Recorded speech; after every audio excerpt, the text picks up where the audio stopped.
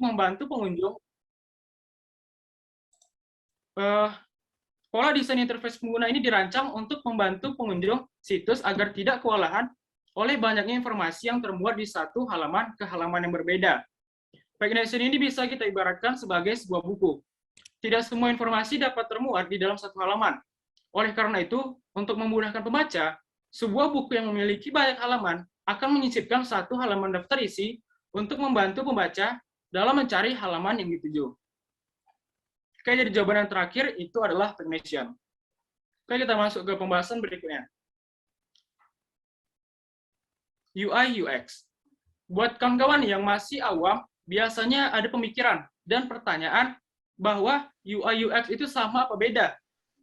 Jadi walaupun dalam satu kalimat, satu kata ini memiliki makna yang berbeda-beda. Misalnya UI itu dia ada deskripsinya sendiri, ada role-nya sendiri, ada job desk-nya sendiri. Sama juga dengan UX. UX itu juga memiliki deskripsinya sendiri, role-nya sendiri, terus ada juga job desk-nya sendiri. Tetapi untuk hal yang mendasar tentang perbedaan UI dan UX itu adalah tujuan dari desainnya. Fokus pembuatan desain UI dan UX itu sangat berbeda. Desain UI pada sebuah produk bertujuan untuk mempercantik tampilan produk. Sementara desain UX dirancang untuk memberikan pengalaman yang menyenangkan saat menggunakan produk. Untuk lebih jelasnya, bakal aku jelaskan satu persatu. Yang pertama adalah UI, atau User Interface. UI ini adalah proses untuk membuat suatu produk yang terlihat dapat menarik perhatian dari segi visual. Istilahnya orang biasanya menyebut proses membuat tampilan suatu aplikasi atau website. UI design meliputi berbagai aspek dari interface design, pemilihan warna, pembuatan icon, penerapan typeface atau teks, dan interaction design. Analoginya bisa dijelaskan, balik mungkin sebelumnya. Nah, analoginya bisa aku jelaskan seperti ini. Misalnya kita mengunjungi sebuah rumah, pasti kita akan melihat tampilan dari rumah tersebut. Kita bisa melihat tampilan depan rumah, letak pintu utama, dan jendelanya. Tampilan rumah yang terlihat itu adalah user interface-nya atau UI. Tampilan UI diterapkan pada sistem operasi, aplikasi, website, maupun blog. Sebagai contoh, kita pasti pernah melihat tampilan menu-menu aplikasi pada smartphone. Jadi tampilan UI dirancang dengan desain beberapa aspek, mulai dari layout, gambar logo, pemilihan warna sesuai, tipografi yang mudah dibaca, dan hal lainnya untuk mempercantik tampilan. Semua elemen yang memperindah tampilan tersebut termasuk ke dalam elemen UI. Oke, lanjut. Apa saja fungsi UI? Yang pertama adalah memberikan pengalaman yang baik dan menyenangkan para pengguna. Pada dasarnya, desain UI merupakan elemen visual produk. Hal itu termasuk ke dalam desain layar, tombol, icon, gambar, teks, dan semua elemen visual lainnya berperan sebagai jembatan produk dengan pengguna. UI pada sebuah produk, baik aplikasi maupun website, menjadi sangat penting karena dengan UI, pengguna bisa berinteraksi dengan produk tersebut. Tampilan UI yang baik pastinya akan memudahkan interaksi pengguna dengan produk. Jika interaksi pengguna berjalan baik, kebutuhan dan tujuan pengguna menggunakan produk dapat terpenuhi. Tidak sampai di situ juga, jika pengguna merasa puas, hal itu akan meningkatkan loyalitas pengguna. Itulah mengapa produk dengan UI yang baik akan unggul dari produk yang lainnya. Oleh karena itu, banyak perusahaan digital mulai menciptakan solusi fitur yang elegan dan mudah untuk digunakan oleh penggunanya. Kemudian, membantu user dalam meningkat. Mungkin bisa balik ke sebelumnya. Balik lagi sebelumnya. Nah, fungsi UI yang kedua itu meningkatkan penjualan dan pertumbuhan bisnis. Tujuan utama setiap bisnis tentu meningkatkan penjualan dan pertumbuhan bisnis. Salah satu cara untuk meningkatkan pertumbuhan tersebut adalah dengan mengembangkan UI UX. Desain UI dapat meningkatkan pengalaman dan kepuasan pengguna hingga pada akhirnya bisa meningkatkan jumlah pengguna. Karena UI berfokus pada kepuasan dan kesenangan pengguna, maka UI berperan penting dalam kesuksesan bisnis. Itulah mengapa UI menjadi sangat penting pada setiap produk untuk menyukseskan, meningkatkan penjualan dan pertumbuhan bisnis. Kemudian yang ketiga adalah pertumbuhan bisnis. Dengan meningkatkan penjualan, otomatis pertumbuhan bisnis akan datang dengan sendirinya. Investasi di awal terkait kualitas user interface design adalah satu hal yang sangat disarankan jika kita ingin memiliki bisnis yang cepat berkembang. Kemudian yang terakhir adalah meningkatkan kekuatan branding produk. Mungkin sebelum aku menjelaskan fungsi UI yang terakhir, mungkin kawan-kawan bisa menjelaskan, bisa menjawab dari tampilan desain ini, apa nama aplikasinya. Dari tampilan desain A, B, dan C. Bagi kawan-kawan yang tahu, mungkin bisa langsung jawab dan mengaktifkan mic-nya. Izin menjawab kepada Kak Reza. Oke, Bang Aziz, silakan jawab. Oke, jadi sesuai yang telah ditampilkan di layar, itu gambar A itu menjelaskan dengan tampilan Instagram. Kedua itu menjelaskan pada tampilan Facebook, dan ketiga itu adalah yang C adalah tampilan Twitter. Oke, mantap nih. Terima kasih atas jawabannya, Bang Aziz. Baik, Jadi kembali ke hubungan fungsi UI yang terakhir. Itu adalah meningkatkan kualitas branding. Ada desain UI yang interaktif dan beridentitas akan berperan dalam memperkuat branding dari sebuah produk. Kita tentunya dapat dengan mudah mengenali dan membedakan tampilan Facebook, Twitter, Instagram dari desain UI mereka. Inilah kekuatan dari desain UI dalam memperkuat branding dari sebuah produk. Selain penting untuk interaksi dan pertumbuhan bisnis, tampilan UI juga bisa menjadi ciri khas sebuah produk. Sederhananya kita bisa menyebutnya sebagai branding. Elemen tampilan UI yang sesuai dengan konsep produk tentu akan lebih mudah dikenali oleh pengguna. Bahkan anak umur 10 tahun zaman sekarang pun, mereka udah bisa dengan mudah mengenali dan membedakan tampilan Facebook, Twitter, Instagram, karena masing-masing dari aplikasi memiliki kualitas UI dengan desain yang baik dan beridentitas. Hal inilah yang membuat branding sebuah produk menjadi lebih kuat. Oke, lanjut. Masuk ke UX, User Experience. UX itu merupakan proses mendesain suatu produk melalui pendekatan pengguna. Dengan pendekatan tersebut, kita bisa menciptakan suatu produk yang sesuai dengan kebutuhan dan keinginan pengguna. UX design meliputi berbagai aspek, mulai dari research, information arsitektur, usability, wireframing, dan prototyping. UX yang baik juga didukung oleh tampilan UI yang baik pula. UX yang friendly dapat membuat pengguna nyaman untuk berinteraksi lebih lama dengan produk yang diciptakan. Selain itu, aplikasi yang baik juga harus memiliki akses yang ringan, tampilan menu yang tidak sulit, dan mempunyai konten yang jelas dan tepat sasaran. Kelemahan apabila tidak menerapkan user experience adalah pengguna dapat meninggalkan aplikasi yang dibuat dengan cepat.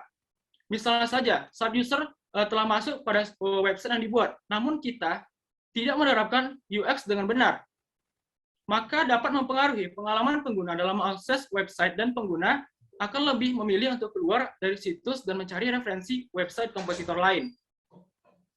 Setelah mengetahui pengertian dari user experience, selanjutnya kita harus memahami fungsi user experience sebenarnya. Oke, kita lanjut.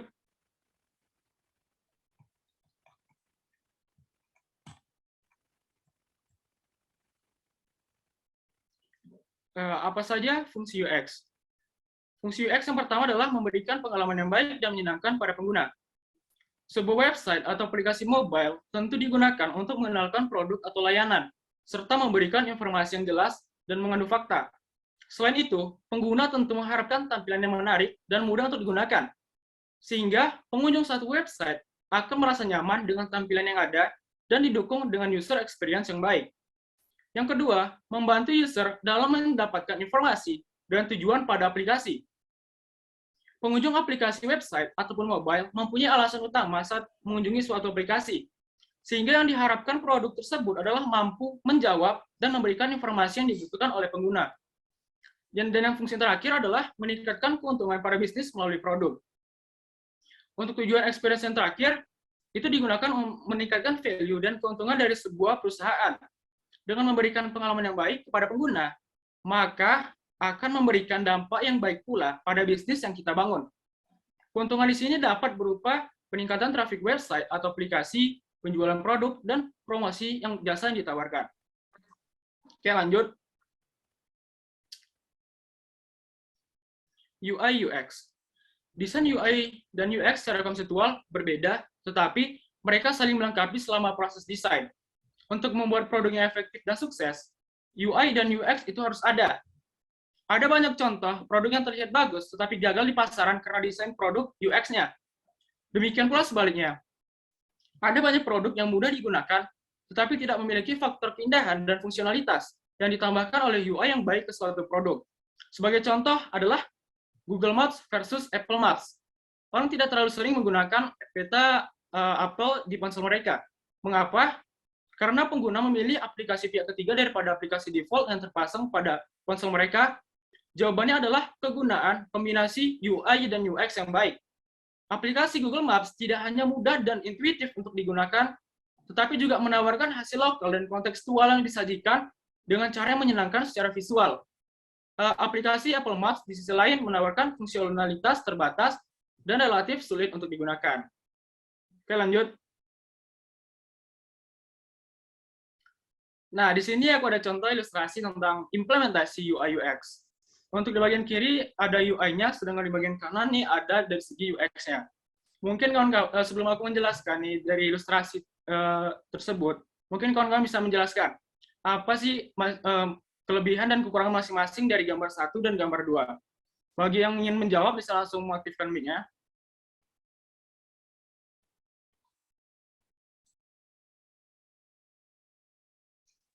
Izin menjawab, Kak. Oke, silakan. Namun kalau misalnya ada yang kurang, ada yang salah, tolong diperbaiki ya, Kak. Ya, nggak apa-apa. Karena di sini kita sama-sama belajar, jadi wajar buat salah gitu. Iya. Silakan. Mohon maaf sebelumnya saya off cam. Jadi menurut saya itu tampilan yang UI itu kita tertarik karena bentuk dan tampilannya itu menarik ya untuk kita beli. Sedangkan dari yang UX itu tampilannya tidak begitu menarik, namun dalam penggunaannya itu sangat beda jauh gitu. Untuk botol saus yang hanya cara pemakaiannya yang tadi yang pertama UI itu lebih susah mengeluarkan sausnya gitu loh, dibanding yang UX itu yang tampilannya tidak terlalu menarik gitu. Oke, mantap nih jawabannya. Terima kasih atas jawabannya. Nah, jadi di sini terdapat sebuah ilustrasi, yaitu di bagian kiri adalah UI-nya, sedangkan di bagian kanan dilihat dari segi UX-nya. Kalau misalnya teman-teman dilihat dari sebelah kiri, walaupun dari segi UI-nya itu sudah bagus, akan tetapi dari segi UX-nya itu kelihatan kurang. Contoh kasus nih, misalnya kawan-kawan lagi makan bakso dan ingin menambahkan saus ke dalam mangkok baksonya, sedangkan isi sausnya itu tinggal sedikit, mungkin tinggal seperempat dari botolnya. Untuk ngeluarin saus dari botolnya itu jadi agak susah. Dia harus diketuk-ketuk dulu bawahnya. Itu juga sausnya juga tidak sesuai takaran, karena keluarnya lebih banyak yang tumpahnya daripada masuk ke mangkok baksonya. Random dia. Beda lagi kalau misalnya teman-teman lihat dari botol yang bagian kanan. Walaupun dari segi UI-nya kurang, tapi dari segi UX-nya itu dia terlihat efisien. Mau dipakai sama umur berapapun pasti bisa. Karena dia cuma pencet bagian tengahnya, nanti dia bakal muncul di sausnya dari botolnya. Itu juga sesuai dengan takaran yang diinginkan. Soalnya dia lebih efisien dan elastis. Dari kasus ini, kita jadi ada gambaran bahwa UI dan UX itu tidak akan bisa lepas. Dia bakalan nyatu biar bisa menghasilkan suatu produk yang bagus. Oke, lanjut. Ada beberapa tahapan yang biasanya saya lakukan sebelum masuk ke UI UX. Tahapannya itu dimulai dari research, user flow, wireframe, visual design, prototyping, dan testing. Nanti bakal aku jelasin satu persatu, dan untuk bagian testing itu mungkin tidak aku jelaskan lagi karena itu beda lagi pembahasannya. Oke, lanjut.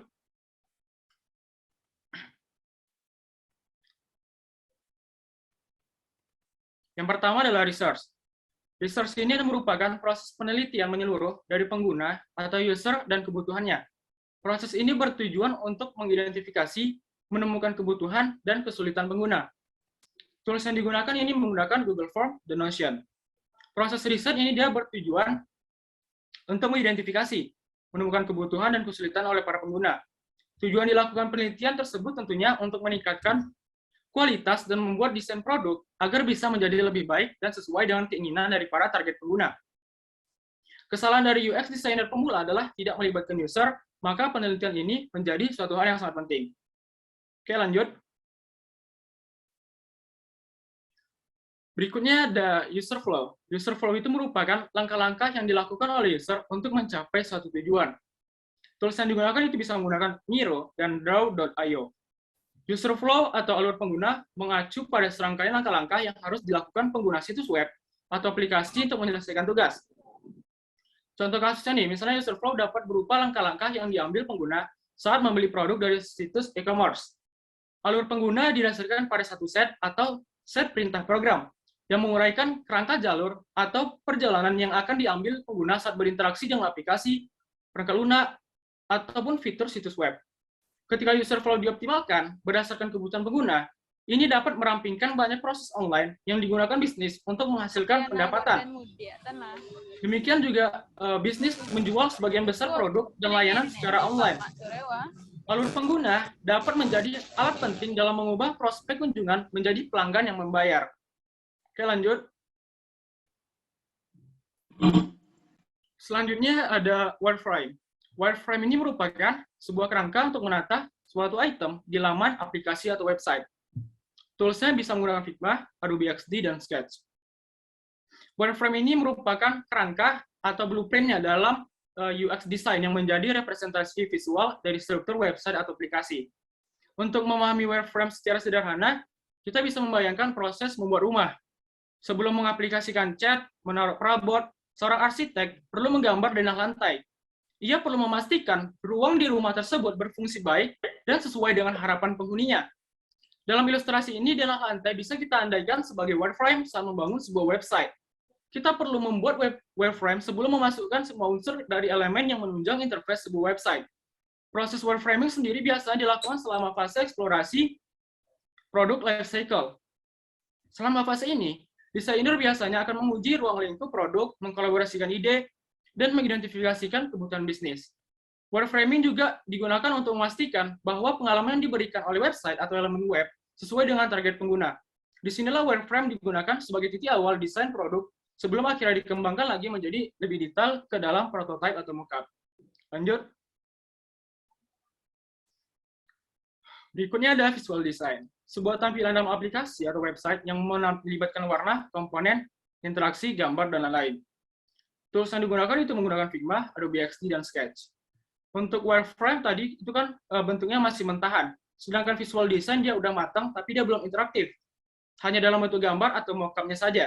Visual design itu sendiri merupakan tampilan dalam aplikasi atau website yang melibatkan warna, komponen, interaksi, gambar, dan lain-lain. Perbedaannya dari wireframing, itu kalau wireframing, dia masih hitam putih. Sedangkan visual design, itu udah ada warna, button, icon, text yang sesuai dengan color palette-nya. Seperti itu. Lanjut. Berikutnya adalah prototyping. Sebuah mockup yang sepenuhnya interaktif dan fungsional. Nah, kita mungkin pernah melihat pada gambar proses prototyping-nya. Biasanya sering beredar di meme anak TI. Ada yang bilang jurusannya TI, tapi kok belajar kabel listrik. Itu mau belajar ngejahit atau gimana? Benangnya kok banyak kali. Nah, aku luruskan nih. Jadi, gambar benang-benang ini, atau kabel listrik, atau sebutan sejenisnya lah, ini adalah gambar dari proses prototyping.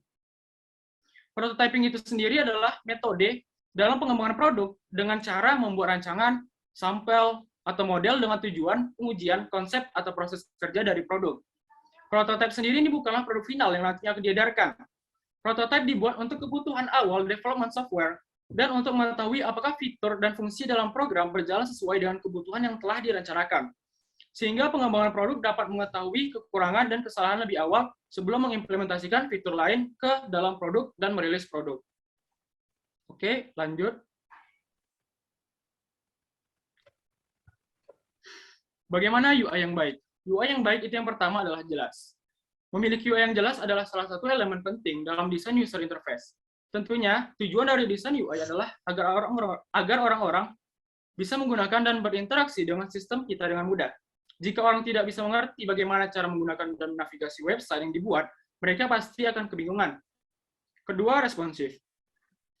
Bagi kita yang mempelajari web design dan SEO, mungkin sudah familiar dengan istilah responsif. Jadi responsif itu artinya berarti cepat. Interface website yang dibuat harus bisa bekerja dengan cepat. Kalau kita perlu menunggu sebuah website loading lama, pasti kita juga malas. Jika interface kita bisa loading dengan cepat, tentunya user experience yang dibuat juga akan semakin baik. Kemudian yang ketiga, konsisten. Dalam mengembangkan user interface, konsistensi pada interface dapat membantu user untuk mengerti pola. Dari satu interface, mereka bisa mempelajari apa kegunaan tombol, tabs, icon, dan berbagai elemen yang ada pada interface tersebut. Salah satu perusahaan yang kerap melakukan ini adalah Microsoft, dengan program Microsoft Office-nya. Jika kita perhatikan dari dulu, meskipun mereka selalu mengupdate program-program Microsoft Office, seperti Word, Excel, dan PowerPoint, elemen-elemen yang ada pada ketiga program tersebut tetap konsisten. Meskipun interface-nya berubah, kita tahu bahwa untuk menyimpan file, kita bisa klik pada icon disket, untuk nge-print, kita bisa tinggal klik pada icon printer. Kemudian menarik. Poin yang satu ini mungkin bisa dibilang subjektif, tetapi interface akan lebih baik jika mereka memiliki tampilan menarik. Yang dimaksud dengan menarik di sini adalah interface menarik untuk digunakan. Memang kalau kita bisa membuat UI menjadi simpel, mudah digunakan, efisien, dan responsif, kita sudah memiliki UI yang baik. Tapi kalau kita juga bisa membuat yang menarik, tentunya akan lebih asik. Dan untuk digunakan, kita juga bisa membuat customer lebih senang dengan menggunakan website yang dibuat. Tentunya apa yang dianggap menarik untuk website atau aplikasi, kita juga perlu disesuaikan dengan pasar atau audiens. Jadi tampilan kita harus menarik sesuai dengan audiens kita. Tapi kita juga harus memperhatikan fungsi website kita agar mereka tetap berfungsi dengan baik. Yang terakhir, familiar.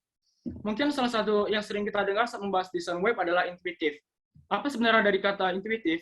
Secara simpel, intuitif artinya layout bisa dimengerti dengan mudah, secara natural, dan hanya dengan menggunakan insting. Tapi bagaimana cara membuat layout website agar menjadi lebih intuitif? Kita perlu menggunakan desain web yang familiar. Familiar yang dimaksud di sini adalah sesuatu yang sudah pernah kita lihat sebelumnya. Kalau kita familiar dengan sesuatu, kita pasti tahu apa yang harus kita lakukan. Coba pikirkan hal-hal apa yang sudah familiar bagi user website kita, dan kita masukkan ke dalam hal-hal tersebut ke dalam website, ke dalam desain web. Oke, lanjut. Bagaimana UX yang baik? Untuk ini mungkin aku nggak bakal jelasin banyak, karena UX yang baik mungkin bakal dijelaskan secara lengkap dan terperinci oleh Kak Eka. Jadi saya menjelaskan secara singkatnya saja.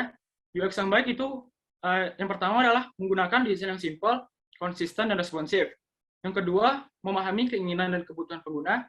Yang ketiga, perubahan itu tidak selalu baik. Dan yang keempat, berikan perjalanan yang lancar untuk pengguna. Oke, lanjut. Apa saja tools UI UX design? Untuk yang pertama itu ada Adobe XD, kemudian Sketch. Kalau Sketch ini dia merupakan salah satu aplikasi terkenal di antara yang lainnya. Jika sudah memiliki pengalaman UI yang cukup lama, Sketch ini dia tidak asing lagi.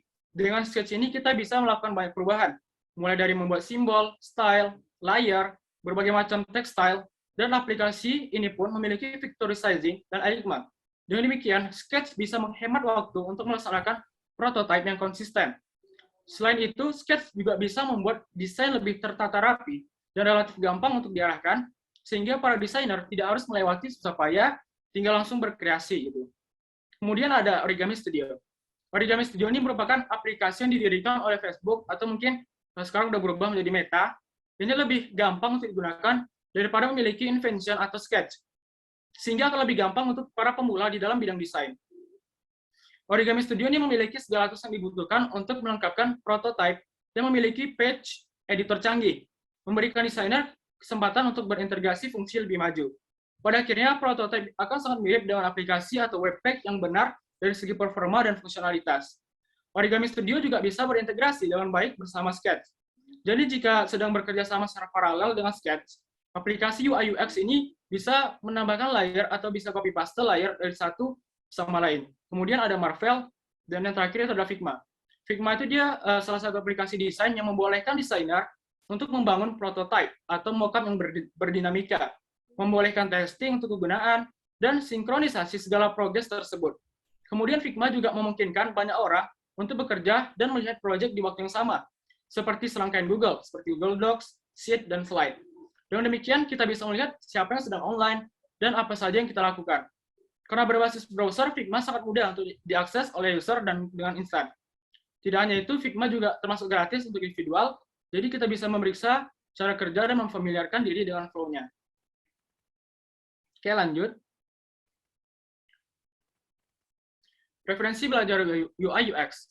Untuk yang YouTube, di sini saya merekomendasikan Mas Kuku Aldi, Design Course, Will with Angga, dan Heditia. Untuk yang saya sebutkan tadi itu merupakan dari YouTuber lokal yang membahas tentang UI UX, Figma, desain yang cukup direkomendasikan oleh para desainer. Kemudian yang terakhir itu ada Misko. Misko ini dia dari YouTuber luar yang membahas juga tentang UI UX, Figma, desain. Bagi yang teman-teman yang udah fasih dengan bahasa Inggris, mungkin bisa direkomendasikan Misko untuk menjadi salah satu saran untuk belajar UI UX. Untuk website itu ada Medium, Invention Blog, dan UX Planet. Untuk sumber inspirasi mungkin teman-teman bisa cari di Mobin, Dribbble, Behance, dan Pinterest. Oke, lanjut. Nah, untuk yang terakhir, pada sesi kali ini saya menutup dengan sebuah quote dari Steve Jobs yang mengatakan, "Design is not just about what it looks like and feels like. Design is how it works." Artinya, menciptakan desain produk bukan hanya melulu tentang urusan tampilan dan pandangan orang terhadap desain tersebut. Tetapi yang terpenting dari semua itu adalah bagaimana desain itu dapat berfungsi maksimal untuk memuaskan pelanggan. Desain adalah bagaimana tentang hal itu bekerja. Ketika merancang sesuatu, penampilan, dan perasaan itu yang penting. Tetapi tentang bagaimana hal itu bekerja, tentunya itu yang lebih penting dan lebih utama. Oke, lanjut. Oke, sekian dari saya. Apabila ada kesalahan, saya mohon maaf. Selanjutnya saya kembalikan ke moderator. Oke, terima kasih kepada Kak Reza yang telah memaparkan materinya mengenai UI UX Introduction. Semoga ilmu yang diberikan dapat bermanfaat dan berkah bagi kita semua. Amin ya Rabbal Alamin. Oke, karena sesi materi pertama kita telah selesai, maka kita akan break selama 5 menit sebelum melanjutkan ke materi kedua. Kepada teman-teman semua dipersilahkan untuk beristirahat selama 5 menit. Buat teman-teman yang mau makan, boleh makan dulu. Atau yang dari tadi udah nahan mau ke kamar mandi juga bisa tuh. Atau teman-teman yang udah capek duduk, bisa juga senam bentar biar fresh lagi. Oke, daripada kita diam-diam aja nih sebelum lanjut ke materi kedua, bolehlah teman-teman ngetik satu kata yang paling teman-teman ingat dari penjelasan Kak Reza tadi. Silahkan diketik di kolom komentar. Oke, ini Kak Gevira, wireframe, UI. Kak Brian, UI. Kak Nada, Figma. Kak Brian lagi nih, Adobe XD, Figma. Kemudian ada Kak Aziz Basten, User Flow. Kemudian ada Kak Aviana, Nabila, Prototyping. Nur Faisal, Experience. Kemudian ada Kak Eka, Desain. Kemudian Kak Lukman, ada Adobe katanya. Kak Aji Prasetya, Brian, aduh. Ini kemudian ada Kak Fauzan, Marvel. Oke, berarti lumayan menyimak ya teman-teman. Oke, mantap. Nah, buat teman-teman semua nih, kita peregang sebentar dong biar segar lagi. Bolehlah buat teman-teman diangkat tangannya ke atas seperti ini, kemudian digerakkan. Yuk dong, on cam. Kemudian dalam hitungan 1, 2, 3, kita angkat tangannya ke atas. Kemudian kita gerakkan. Oke, terima kasih.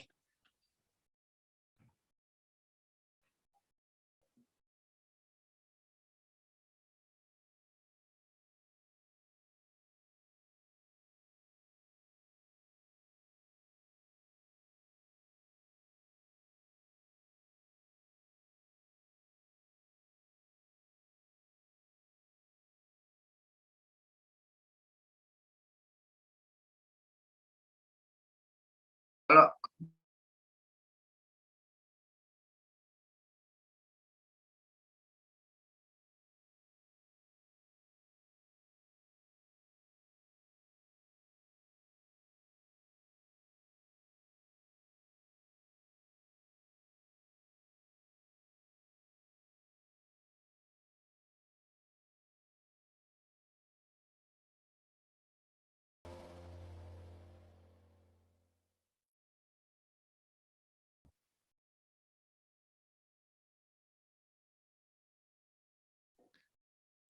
Nah, setelah break selama 5 menit, tentu teman-teman semuanya udah pada fresh lagi dong. Sekarang kita lanjutkan sesi materi kedua yang akan dipaparkan oleh narasumber kita, yaitu Kak Eka Sinta Aprilia. Beliau merupakan kortim dari GDSC UIN Sultan Syarif Kasim Riau, Divisi Media dan Kreatif. Beberapa bulan yang lalu, beliau mendapatkan juara 2 web desain Himatif bersama rekannya. Beliau juga pernah mengikuti lomba UI UX Design pada IT Competition yang diselenggarakan oleh Testifus. Untuk itu, langsung saja kita sambut dengan meriah Kak Eka Sinta Aprilia. Kepada Kak Eka, waktu dan tempat dipersilahkan. Sebelumnya apakah suara saya terdengar? Terdengar, Kak. Oke, baik.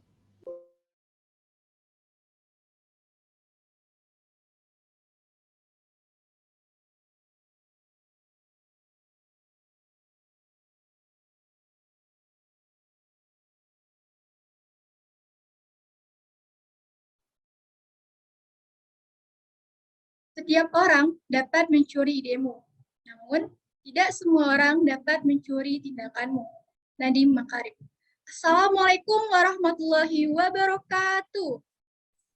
Waalaikumsalam warahmatullahi Bismillahirrahmanirrahim. Wassalatu wassalamu ala asrofil anbiya'i wal mursalin wa ala alihi wa sahbihi rasulillahi ajma'in. Rabbi shrah li sadri wa yassir li amri wa hlul 'uqdatam min lisani yafqahu qawli. Amma ba'du. Pertama-tama, marilah kita ucapkan puji syukur atas kehadiran Allah Subhanahu wa Ta'ala, yang mana pada pagi hari ini kita masih dapat diberikan kesempatan untuk dapat mengikuti acara weekly class pada pagi hari ini. Setelah berikan salam, tanpa pula kita hadiahkan kepada Nabi besar Muhammad SAW dengan sama-sama mengucapkan Allahumma sholli ala Sayyidina Muhammad wa ala ali Sayyidina Muhammad. Sebelumnya saya ingin mengucapkan terima kasih pada teman-teman, kakak-kakak, dan juga abang-abang sekalian yang sudah menyempatkan hadir pada acara weekly class kita pada pagi hari ini. Sebelumnya, ibarat kata pepatah, tak kenal maka tak sayang maka tak aruh. Perkenalkan, saya Eka Sinta Aprilia, saya domisili di Pekanbaru Riau. Sekarang saya merupakan seorang mahasiswa di salah satu universitas di UIN Sultan Syarif Kasim Riau. Dan saya merupakan core team dari GDSC UIN Riau, Divisi Media dan Kreatif. Untuk mengenal saya lebih dekat, mari berteman dengan Instagram dan juga membuat koneksi pada LinkedIn.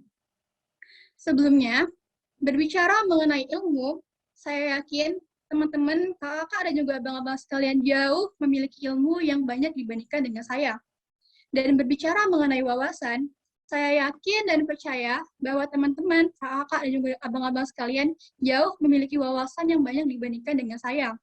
Dan berbicara mengenai pengalaman, saya yakin dan percaya bahwa pengalaman dari teman-teman, kakak, dan juga abang-abang sekalian jauh lebih banyak dibandingkan dengan saya.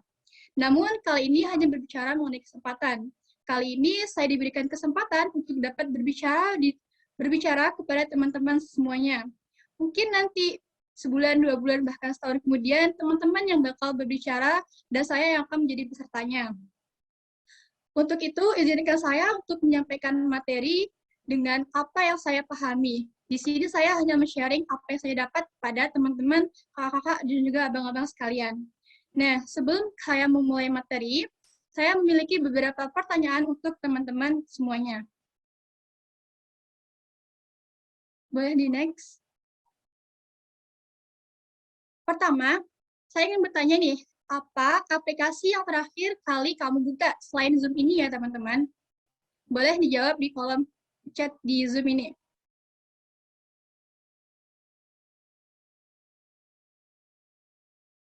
Oke, banyak nih ada yang jawab. WhatsApp, Discord, WA, Instagram. Dah banyak nih ya ternyata teman-teman. Lalu, pertanyaan selanjutnya ialah, boleh di next, Kak? Nah, dalam menggunakan aplikasi tersebut, apa sih hambatan saat menggunakan aplikasi itu? Boleh nih, apa aja kendala-kendalanya saat menggunakannya? Selain itu jaringan ya Kak, jaringan dan juga apa? Internet down, iklan, jaringan, nge-lag, terkendala internet. Nggak kompatibel. Oke. WA hambatan nggak ada yang ngechat. Wah ini. Kasian banget nih siapa Aji Prastia. Paket habis, jaringan, Indohan melelet. Nah, dan lain-lain ya teman-teman. Lalu selanjutnya nih, boleh di next Kak? Nah, dari itu teman-teman tahu nggak ada orang yang kerjanya memastikan pengalaman kamu dalam menggunakan aplikasi tersebut lancar. Nah, jika teman-teman tahu, kira-kira apa sih nama profesinya? UX designer, wah UX performance engineering, UX designer. Oke, yang lain boleh dong kalau tahu UX analis. Oke, jadi banyak nih ya ternyata. Oh, ada yang jawab back end, front end, Kang design, customer service. Oke. Nah, ternyata banyak ya dari teman-teman semua yang sudah mengetahui. Jadi teman-teman, pembahasan saya pada pagi hari ini yakni mengenai UX designer. Boleh di next, Kak? Di sini saya akan menjelaskan mengenai beberapa tahapan menjadi UX designer. Sebelumnya mungkin sudah dijelaskan secara sekilas oleh Kak Reza sebelumnya. Di sini saya akan menjelaskan lebih detail lagi mengenai UX designer ini. Boleh di next? Dalam pembahasan kali ini, saya merangkumnya menjadi 3 konsep pembahasan. Yang pertama yakni mindset, kedua konseptual, dan yang ketiga eksekusi. Pada mindset ini, kita perlu meluruskan mindset mengenai UX designer ini. Saya akan menjelaskan mengenai mindset agile dan juga mindset mengenai peran UX designer. Lalu saya akan membahas mengenai konseptual, di mana di sini akan membahas mengenai framework user-centric design dan aplikasi dalam proses product development. Lalu yang terakhir mengenai eksekusi. Eksekusi ini di sini saya akan membahas mengenai bagaimana cara membuat persona, prototyping, dan juga user testing. Next, Kak.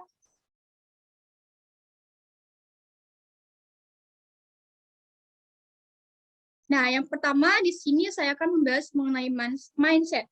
Seorang UX designer harus memiliki mindset yang bagus dalam merancang sebuah desain aplikasi guna agar produk yang kita bikin sesuai dengan apa yang user mau. Nah, boleh di next. Jadi, mindset yang saya ambil di sini merupakan agile team mindset. Kenapa saya mengambil prinsip ini, prinsip agile team mindset? Di sini saya akan menjelaskan suatu kasus dalam buku Scrum karya Jeff Sutherland yang berjudul Scrum: The Art of Doing Twice the Work in Half the Time karya Jeff Sutherland, yang dimana merupakan Jeff Sutherland ini merupakan co-creator dari Agile Manifesto. Dalam buku tersebut menceritakan sebuah kasus mengenai Project Sentinel. Pada tahun 2005, FBI membuat Project Sentinel yang bertujuan untuk digitalisasi file cases and report FBI. Pada proyek kali ini, mereka memperkirakan bahwa proyek ini akan selesai pada tahun 2009 dengan biaya yang akan digunakan sebanyak 400.000 US dollar. Namun, teman-teman, seiring berjalannya waktu, ternyata pada tahun 2010, proyek ini belum juga selesai. Dan biaya yang sudah dihabiskan sebanyak 400 juta US dollar. Nah, tentu ini sangat jauh dengan apa yang sudah diasumsikan pada sebelumnya. Kira-kira teman-teman tahu nggak nih apa yang salah dari proyek ini? Padahal ini FBI loh yang merancang proyek ini begitu. Jika teman-teman ada asumsi boleh nih atau jika ingin menghidupkan suaranya boleh nih dihidupkan mikrofonnya atau di kolom chat. Kira-kira apa sih yang membuat mereka ini salah memperkirakannya? Boleh ada yang tahu? Menurut pendapat teman-teman.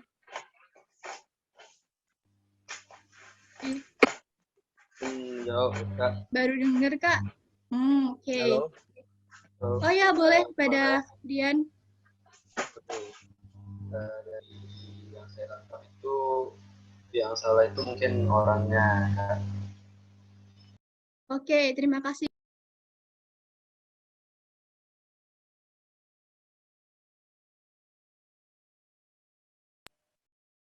Oke, teman-teman, terima kasih kepada Kak Bian yang sudah menjawab. Boleh di next. Jadi, teman-teman, yang salah itu sebenarnya bukan dari orang-orang ahli yang merancangnya, namun cara kerja dari tim mereka dalam membuat produk ini, dalam membuat project ini maksud saya. Jadi, apa sih cara kerja yang mereka gunakan? Boleh di next. Jadi teman-teman, prinsip kerja pada Project Sentinel ini menggunakan prinsip waterfall, yang dimana waterfall ini dalam satu tahap ke tahap yang lain ini saling bergantungan satu sama lain. Jika pada proses rekrutmen ini belum selesai, maka kita tidak bisa melangkaui kepada tahap implementation. Sehingga kita harus menyelesaikan dulu pada tahap rekrutmen, pada tahap desain, lalu baru implementation. Nah, jadi ternyata saat menggunakan prinsip ini, proyek itu tidak sesuai dengan apa yang diharapkan. Oleh karena itu, muncullah sebuah prinsip baru yang dinamakan dengan Agile, yang dipelopori oleh Agile Manifesto.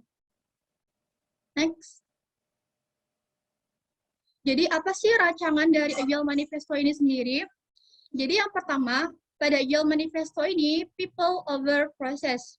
Jika sebelumnya pada waterfall, setiap departemen menjalankan tahapnya secara individual, dengan Agile Manifesto ini, setiap departemen menjalankan tugasnya secara kolaboratif. Lalu yang kedua, product that actually work over documentation. Jika dalam waterfall, dalam setiap departemen melakukan dokumentasi pada setiap tahapnya dengan proses yang cukup lama dan juga sangat komprehensif dalam melakukan dokumentasi. Pada Agile ini, proses dokumentasi lebih simpel dan juga dilakukan secara kolaboratif dibandingkan dengan prinsip waterfall sebelumnya. Lalu, collaboration with customer over negotiation. Jadi, dalam merancang sebuah produk, dengan menggunakan Agile ini, kita melibatkan users dalam melakukan development. Jadi, tujuan kita membuat produk ini tentu untuk users teman-teman. Oleh karena itu, kita harus menanyakan kepada users apa sih yang mereka butuhkan, apa sih yang sedang mereka frustasikan saat ini. Begitu. Jadi dengan kita berkolaborasi dengan users langsung atau bertanya kepada users langsung, kita dapat mengetahui apa yang mereka butuhkan. Dibandingkan kita dengan berdebat kusir dengan tim maupun stakeholders, lebih baik kita langsung menanyakan apa keinginan users kepada users itu sendiri. Lalu responding to change over following plan. Maksudnya ini di mana? Jadi tentu setiap hari teknologi semakin berkembang dan juga kebutuhan pengguna ini akan semakin berubah sesuai dengan masa itu. Nah, dengan Agile ini kita dapat mengikuti perkembangan dan apa yang users butuhkan pada saat itu, teman-teman. Next. Selanjutnya kesimpulannya, jadi Agile itu apa? Agile itu merupakan mindset yang mengutamakan kolaborasi, feedback dari customer, meminimalisasi proses dan dokumentasi agar tim dapat menghemat waktu, tenaga, dan juga uang. Next. Lalu di sini saya akan membahas mengenai UX designer. Jadi kita perlu meluruskan pandangan orang-orang terhadap UX designer ini, teman-teman. Banyak yang mengira kalau UX designer ini lebih fokus kepada estetik. Namun, pada kenyataannya UX designer ini lebih fokus kepada apa yang user butuhkan saat ini. Jadi, peran dari UX designer ini mendesain service atau produk yang mudah digunakan guna untuk mencapai tujuan. Seperti yang sudah dijelaskan oleh Mas Reza sebelumnya, pada contoh kasusnya, memang botol yang sebelah kiri ini lebih cantik dan lebih indah jika kita lihat. Namun dalam segi fungsi, jika ada sebuah kasus di mana saus ini tinggal sedikit, maka jika kita menggunakan botol yang sebelah kiri, Tentu itu kita memerlukan effort yang lebih untuk mengeluarkan isi di dalamnya. Namun dengan botol yang sebelah kanan ini, kita akan lebih mudah untuk mengeluarkannya karena tutup botol ini ada di bawah, otomatis sausnya juga berada di bawah, sehingga tidak membutuhkan effort yang banyak untuk mengeluarkan isi sausnya. Nah, inilah teman-teman fungsi seorang UX designer. Jadi menyelesaikan masalah-masalah yang ada di masyarakat di dalam bentuk sebuah desain. Next. Jadi apa saja kualitas dan keterampilan seorang UX designer? Yang pertama yakni proaktivitas. Maksudnya, dalam membangun suatu produk, tentu kita bekerja sama dengan tim. Tugas seorang UX designer ialah memberitahu kepada tim ataupun rekan apa sih yang sebenarnya user ini butuhkan, kepada apa yang user butuhkan dalam menggunakan produk yang akan kita bangun. Seorang UX designer ini mengetahui dengan melakukan riset tentang apa yang user butuhkan. Dengan begitu, kita dapat memberitahu kepada tim dan rekan mengenai apa yang user butuhkan tersebut. Lalu yang kedua, komunikatif. Komunikatif di sini, kita dalam membuat produk tentu juga dengan tim. Jadi kita harus berkomunikasi kepada tim, apa saja sih prinsip-prinsip dan tugas dari seorang UX designer ini. Lalu data driven. Seorang UX designer tidak jauh dari yang namanya research. Tentu dengan ini kita harus meluangkan waktu untuk dapat melakukan riset sesuai dengan apa yang user butuhkan, agar kita mengetahui apa yang user inginkan dan butuhkan untuk produk yang akan kita bangun. Lalu ialah yang keempat, empati. Empati di sini kita memperhatikan ataupun melihat bagaimana sih users dalam menggunakan aplikasi yang kita bangun. Dan juga kita dapat mengajak rekan kita untuk membantu memperhatikan bagaimana users dalam menggunakan produk kita. Lalu advokasi. Advokasi ini teman-teman, kita harus meluruskan asumsi-asumsi dari para users kepada UX designer. Seperti yang saya sebutkan di awal, bahwa banyak yang mengira bahwa UX designer ini lebih kepada estetik, namun pada kenyataannya bukan itu. Seorang UX designer ialah menyelesaikan masalah yang dialami oleh users tersebut. Boleh di next. Lalu selanjutnya yakni saya akan membahas mengenai konseptual.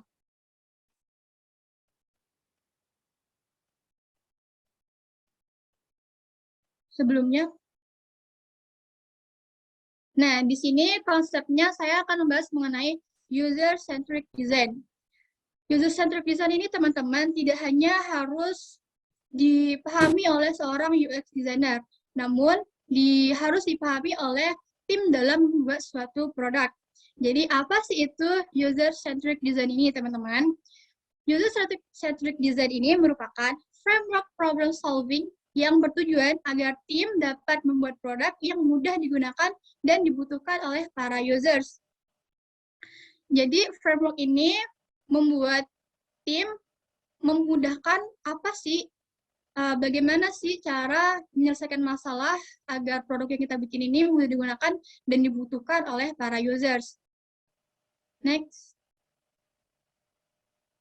Keuntungan dari user-centric design framework.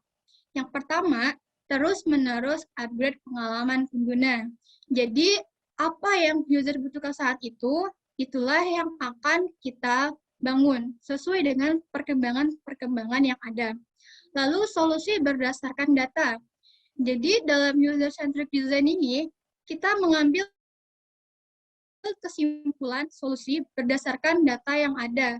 Dengan ini, kita akan lebih fleksibel dan tujuan yang akan kita sampai itu lebih dapat gitu teman-teman.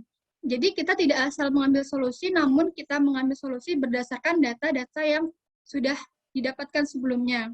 Lalu efektivitas dalam mencapai tujuan.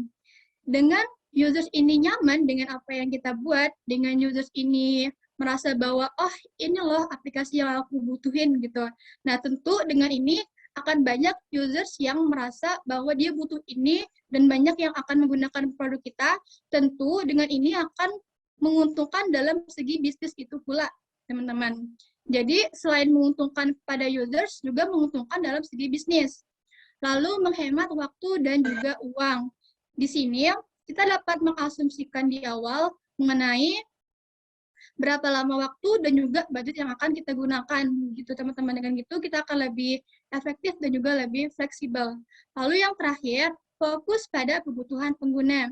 Dengan ini, dengan mengetahui apa yang user butuhkan, kita dapat membuat produk yang tidak dibutuhkan oleh pengguna. Jadi sesuai dengan apa yang user butuhkan, itulah yang akan kita bangun produknya.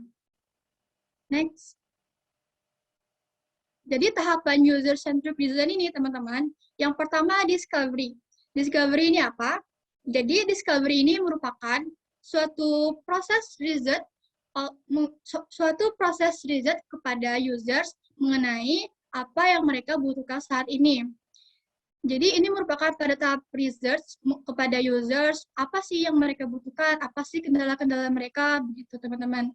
Lalu setelah kita mengetahui riset dan mendapatkan feedback langsung dari users, kita akan melakukan tahap desain. Jadi dengan data riset yang udah ada, kita implementasikan ke dalam bentuk desain prototype. Lalu setelah kita melakukan riset, setelah kita membuat desain, lalu desain tersebut kita serahkan kepada developer. Nah, di sini desain yang kita buat akan diimplementasikan dalam bentuk aplikasi ataupun website secara real, gitu teman-teman.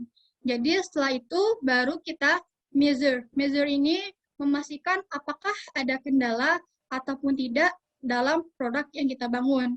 Ini dapat kita menggunakan A/B test, yang dimana kita dapat membandingkan dua buah suatu aplikasi di mana yang menurutnya terbaik itulah yang akan kita gunakan.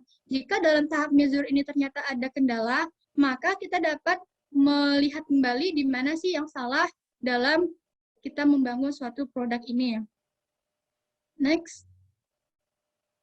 Jadi manfaat dari user-centric design ini, pertama, performa produk yang dihasilkan akan optimal secara berkelanjutan.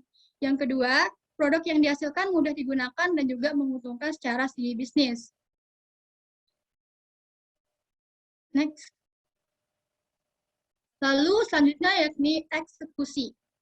Nah, selanjutnya setelah kita mengetahui mindset-nya, setelah kita mengetahui konsepnya apa saja, lalu kita melakukan eksekusi. Apa aja yang kita lakukan? Pertama, kita harus mengetahui siapa users kita. Dalam mencari tahu user ini, kita terkadang membutuhkan waktu yang sangat lama dan juga biaya yang tidak sedikit. Cara lebih efisien untuk mengetahui siapa users kita ini, teman-teman. Caranya yakni membuat proto-persona. Apa itu proto-persona? Proto-persona ini merupakan gambaran tercepat mengenai perkiraan pengguna dan alasan menggunakan sebuah produk. Dengan gini kita menanyakan siapa users kita dan apa alasan dari users untuk menggunakan atau membutuhkan aplikasi ini. Jadi di sini saya mengutip suatu cara dari buku Lean UX karya Jeff Gruder, di mana di sini ada 4 bagian ya teman-teman. Pada bagian pertama, kita harus membuat siapa sih nama user ini. Dan kita gambarkan secara kasar mengenai gambaran users yang akan kita tuju. Lalu setelah kita mengetahui nama dan bagaimana bentuk secara kasarnya, kita buat data demografisnya. Data ini yang berhubungan langsung dengan behavior. Jika di sini ada pekerjaan, umur, dan juga apa sih yang hobi mereka, begitu. Nah, di sini mungkin jika kita bahas mengenai umur, tidak langsung berhubungan dengan behavior. Namun, seperti apa sih aplikasi yang sering mereka buka, apa sih operasi sistem yang sering mereka buka. Nah, itu dapat kita jadikan acuan sebagai behavior mereka dalam kehidupan sehari-hari. Lalu pada tahap ketiga ini, kita buat behavior atau kebiasaan. Mungkin di sini lebih spesifik kepada apa sih frustasi-frustasi mereka dalam kehidupan sehari-harinya dalam menggunakan suatu produk gitu. Nah, jadi apa sih frustasi dan kebutuhan mereka? Di sinilah kita tuangkan segalanya tentang users. Lalu pada pada bagian yang keempat ini, kita cari gimana sih cara menyelesaikan masalah dari kefrustasian dari users ini. Setelah kita mengetahui 4 bagian ini, kita dapat mengambil kesimpulan mengenai siapa users kita dan apa yang harus kita lakukan agar dapat menyelesaikan masalah dari users ini, teman-teman. Next. Nah, selanjutnya yakni setelah kita mengetahui siapa users kita, tentu kita harus melakukan research product development. Apa sih yang kita tanyakan? Apa sih yang harus kita tanyakan tentang users ini, teman-teman? Yang pertama yakni apa yang dibutuhkan. Yang kedua, siapa penggunanya. Yang ketiga, bagaimana orang saat memecahkan masalah. Yang keempat, bagaimana user flow mereka. Yang kelima, bagaimana orang menginginkan produk atau fitur ini. Selanjutnya, bisakah orang menggunakan produk atau fitur ini? Lalu, desain mana yang menghasilkan performa yang lebih baik? Nah, inilah dia beberapa pertanyaan tentang users. Boleh di next? Inilah dia 3 tahap dalam product development. Yang pertama ialah strategi. Jadi, sebelum kita melakukan product development, kita harus mendeteksi awal apa sih permasalahan dari para users. Setelah kita mendeteksi permasalahannya ini apa, lalu kita melakukan eksekusi. Eksekusi ini dengan menjalankan riset sambil melakukan development. Jadi sambil melakukan riset, kita juga sambil melakukan development dari produk itu sendiri. Lalu evaluasi. Evaluasi ini mengevaluasi hasil dari pemakaian users. Setelah kita mendevelop suatu produk, kita menginginkan feedback langsung dari users dan kita evaluasi hasil dari pemakaian yang telah users gunakan tersebut. Nah, cara 3 tahap ini saya ambil dalam buku Validation Product Ideas Through karya dari Tamar Sharon. Next. Inilah dia tadi tahapan-tahapan dalam membuat suatu produk. Ada strategi, eksekusi, dan juga akses. Nah, ini dia pertanyaan-pertanyaan sebelumnya. Boleh di next.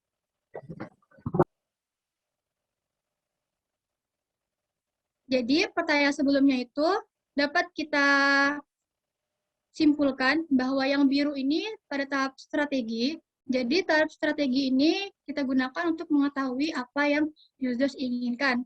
Nah, yang warna kuning ini eksekusi. Eksekusi ini saat kita sedang mendevelop suatu produk yang akan kita bangun. Lalu yang warna merah ini tahap evaluasi. Setelah kita melakukan riset, setelah kita membuat produk, tentu kita menginginkan feedback dari users apa sih desain yang menghasilkan performa yang paling baik gitu. Boleh di next.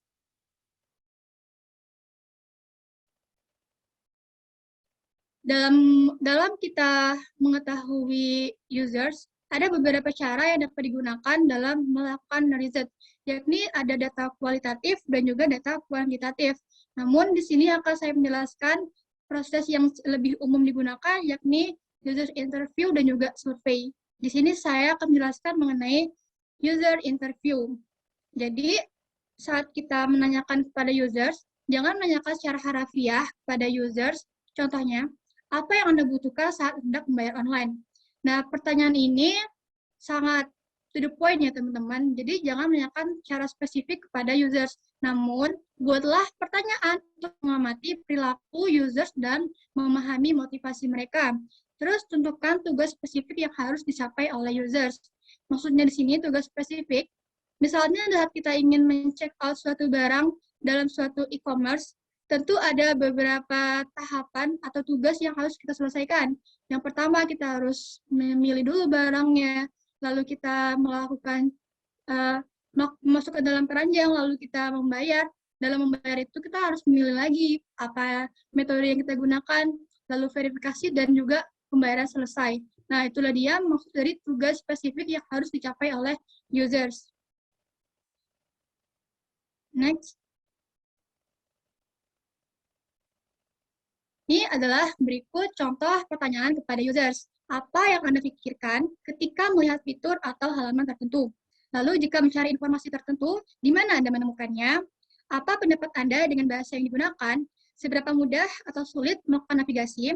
jelas untuk menyelesaikan tugas. Jadi pertanyaan ini lebih menuju kepada perilaku users dalam menggunakan interaksi users sebagai feedback untuk memberi masukan dan perbaikan dan menyelaraskan produk dengan harapan users. Jadi inilah dia contoh pertanyaan interview kepada users. Jadi kita harus membuat pertanyaan yang lebih spesifik tentang bagaimana sih users ini dalam menjalankan aplikasi atau melakukan aplikasi, apakah dia nyaman ataukah tidak.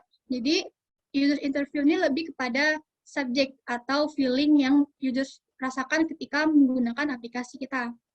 Lalu, next. Lalu ada survei. Setelah kita melakukan interview, ada juga yang namanya survei. Survei ini dilakukan untuk melengkapi data setelah user interview. Nah, dengan survei ini kita dapat memvalidasi hasil interview dari sampel grup yang lebih besar. Jadi, dengan melakukan survei kepada orang-orang dengan sampel yang lebih besar, kita dapat memvalidasi lagi hasil dari interview tersebut. Lalu, kita dengan sampel yang besar akan memberikan hasil yang representatif atau lebih tepat. Nah, mungkin teman-teman ada yang tahu nggak contoh dari pertanyaan yang kita tanyakan kepada users ketika melakukan survei? Ada yang tahu? Contoh pertanyaan survei ini ketika kita menanyakan kepada para users. Mungkin boleh nih dijawab di kolom chat atau langsung hidupkan mikrofonnya.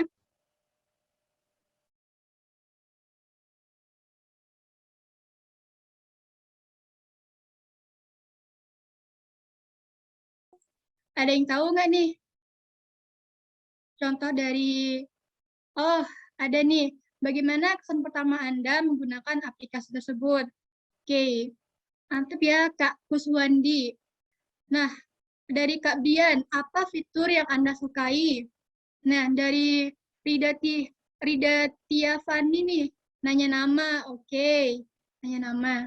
Lalu ada nggak nih dari jawaban yang lain atau ada yang berani untuk nyalakan mikrofonnya untuk berbicara secara langsung? Oke, mungkin itu saja ya jawabannya. Oke, baik. Terima kasih atas... Oh, ada Delia. Apa yang kamu sukai dari produk ini? Oke. Terima kasih kepada teman-teman yang sudah memberikan jawabannya. Jadi, semua yang teman-teman sebutkan ini tidak salah ya, teman-teman. Benar. Di sini saya ada cara atau tips dalam membuat pertanyaan survei. Yang pertama, singkat. Maaf. Boleh sebelumnya. Tipsnya yang pertama, singkat. Buatlah pertanyaan untuk hal yang penting. Lalu sederhana. Buatlah pertanyaan yang mudah dipahami oleh users. Jadi jangan membuat users ini menjadi ambigu dengan apa yang sudah kita tanyakan. Lalu engaging. Sertakan campuran pertanyaan pilihan ganda dan open question. Jadi kita dapat melakukan pertanyaan pilihan ganda ataupun open question. Lalu buatlah pertanyaan sesuai dengan objektif dari survei yang diinginkan. Boleh di next. Nah, inilah dia beberapa contoh dari pertanyaan untuk survei. Tadi jawabannya ada yang menjawab bagaimana kesan pertama Anda menggunakan aplikasi tersebut. Nah, mungkin kalau pertanyaan ini lebih cocok kita tanyakan pada saat kita interview. Karena kesan pertama tentu itu lebih spesifik kepada pengalaman users dalam menggunakan aplikasi. Nanya nama. Nanya nama ini juga lebih cocok kita tanyakan pada saat kita interview ya, teman-teman. Lalu fitur apa yang Anda sukai? Nah, ya jadi pada tahap survei ini, kita lebih menanyakan kepada objektifnya dalam produk yang kita bikin. Contohnya, seperti yang sudah Kak Brian sampaikan, yakni apa fitur yang Anda sukai. Lalu dari Kak Delia juga, apa yang kamu sukai dari produk ini. Lalu dari Kak Rizky, apa yang kurang dari aplikasi tersebut? Nah, ini pertanyaannya bisa kita tanyakan pada saat kita melakukan survei. Inilah dia contoh beberapa pertanyaan yang dapat kita lakukan pada saat survei. Next. Lalu ada sebuah contoh kasus mengenai apa yang dibutuhkan untuk memudahkan proses checkout. Nah, untuk mengetahui jawaban ini, kita dapat melakukan beberapa cara. Yang pertama, dapat melakukan open question. Contohnya, sebutkan 3 faktor apa saja yang paling penting untuk membayar online. Lalu, dengan cara menggunakan rating scale. Rating scale ini contohnya seperti pada gambar di layar ini. Dari skala 1 sampai 10, seberapa jelaskah informasi checkout di halaman ini? Jadi, jika menjawab 1, itu sangat jelas. Maksud saya, tidak jelas. Jika kita menjawab 5 atau 6, maka itu cukup jelas. Jika menjawab 10, itu sangat jelas. Biasanya, menggunakan rating scale ataupun open question ini sering ya kita dapatkan ketika ada orang yang melakukan riset, lalu kita disuruh untuk menjawab atau menjawab dari survei-survei yang telah dilakukannya. Ada menggunakan open question dan juga rating scale. Lalu menggunakan follow-up question. Maksudnya lebih menjelaskan lagi bagaimana users ini lebih mendalam. Contohnya, jelaskan jawaban Anda tersebut. Jawaban yang telah dijawab bisa dijelaskan kembali oleh users. Lalu, ceritakan pengalaman Anda. Dengan ini, users akan lebih menceritakan bagaimana pengalamannya saat menggunakan aplikasi yang pernah digunakannya. Next. Lalu, ada yang namanya Customer Journey Map. Apa itu Customer Journey Map? Customer Journey Map ini merupakan visualisasi dari interaksi pengguna dengan produk atau layanan pada momen dan saluran yang berbeda. Jadi, kapan sih digunakannya? Customer Journey Map ini dapat digunakan kapanpun sebelum maupun sesudah kita membuat produk. Lalu, gunanya apa sih? Berguna bagi praktisi UX agar lebih dapat memahami lebih dalam lagi tentang pengguna. Next. Apa saja sih bagian-bagian dari Customer Journey Map ini? Yang pertama ialah passing. Maksudnya, di sini kita harus mengetahui siapa aktor ataupun persona dari users ini. Lalu action. Action ini tujuan ataupun aksi yang mereka lakukan dalam menggunakan produk tersebut. Lalu ada yang namanya feeling. Bagaimana sih perasaan mereka saat menggunakan produk yang kita buat tersebut? Apakah itu senang, sedih, maupun bad mood dan segala macamnya. Lalu channel. Nah, channel ini media apa yang biasanya mereka gunakan dalam kehidupan sehari-hari mereka, seperti web maupun saluran dan media sosial lainnya. Selanjutnya, inilah dia contoh dari Customer Journey Map. Di sini, aktornya ialah customer, di mana dia ingin melakukan belanja online. Di sini ada beberapa aktivitas, feeling, experience, dan juga ekspektasinya. Nah, di sini ketika dia ingin membeli hadiah untuk temannya, perasaan yang dirasakan sangat senang, karena tentu senang dong ingin beli hadiah untuk teman kita. Lalu pada saat dia search produk keyword dalam search engine, dia merasakan biasa aja. Tidak, karena terkadang dia bingung apa sih yang dia inginkan, dan begitu juga dengan seterusnya.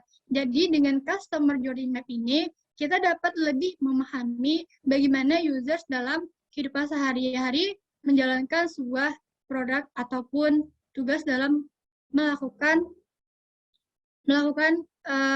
aktivitas dalam menggunakan produk ataupun aplikasi.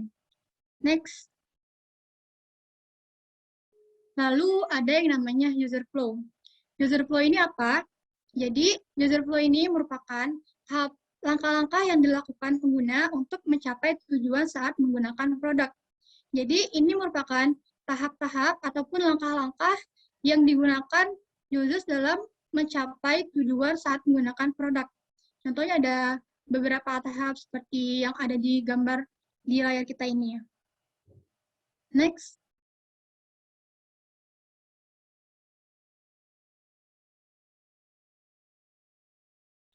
Fungsi user flow ini apa? Jadi, untuk mengomunikasikan alur interaksi pengguna dengan produk kepada tim developer, product manager, dan stakeholders. Lalu, alur interaksi tersebut digambarkan dari perspektif pengguna pada tiap halaman aplikasi atau web. Jadi, alurnya ini digambarkan pada tiap-tiap halaman pada aplikasi atau web yang digunakan oleh para users. Lalu, tim dan stakeholders dapat memahami logika di balik interaksi pengguna pada skenario yang berbeda. Lalu, tim dan stakeholders tetap fokus pada pengguna saat merancang produk atau fitur. Jadi, dengan user flow ini, teman-teman, saat kita melakukan suatu desain produk, tentu terkadang kita lupa mengenai users. Nah, dengan user flow ini, kita dapat fokus terhadap tujuan awal kita, yakni untuk membantu users menyelesaikan masalahnya. Jadi, dengan user flow ini membantu kita agar tetap fokus kepada apa sih, bagaimana sih sebenarnya yang dirasakan oleh users ini, agar fokus kepada pengguna saat merancang sebuah produk atau fitur. Next. User flow ini terdiri atas beberapa bagian, teman-teman. Yang pertama ialah user story. Kita harus tahu siapa penggunanya, lalu apa sih tujuan pengguna dalam membutuhkan aplikasi atau produk yang kita ingin bangun. Lalu dengan membuat text flow. Text flow ini merupakan langkah-langkah yang harus dilakukan untuk mencapai tujuan. Di sini ada sebuah kasus mengenai proses pembayaran shopping cart dengan kartu kredit secara intuitif dan aman. Di sini kita dapat memasukkan item ke dalam cart, memasukkan data pribadi, memilih metode dan mengisi detail pembayaran, membayar lalu menerima konfirmasi pembayaran. Nah, inilah yang dinamakan dengan text flow. Lalu, selanjutnya, next. Nah, ini dia yang ketiga, wireflow. Wireflow ini merupakan kombinasi dari user flow dan wireframe. Jadi, ini sudah lebih mendekati dengan hasil finalnya. Dengan ini, kita dapat memahami lagi lebih dalam bagaimana users dalam melakukan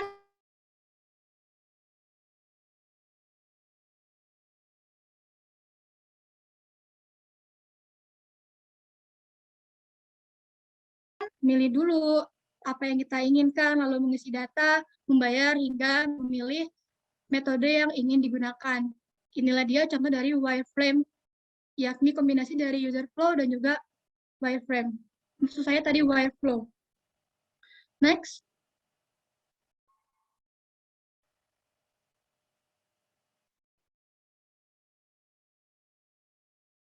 Boleh di next.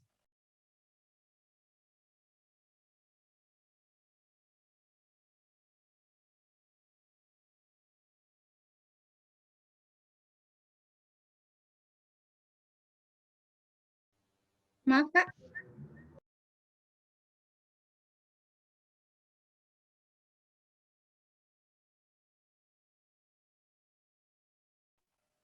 Oke, selanjutnya ialah prototype. Apa itu prototype? Jadi, prototype itu merupakan representasi interaktif dari ide atau fitur dari produk yang kita bangun. Jadi, contoh dari prototype itu wireframe. Wireframe ini merupakan salah satu contoh dari prototype yang dimana ini sudah ada fitur-fitur dan dapat interaksi di dalamnya. Kapan kita menggunakan prototype? Gunakan prototype saat melakukan eksperimen untuk memecahkan masalah. Next.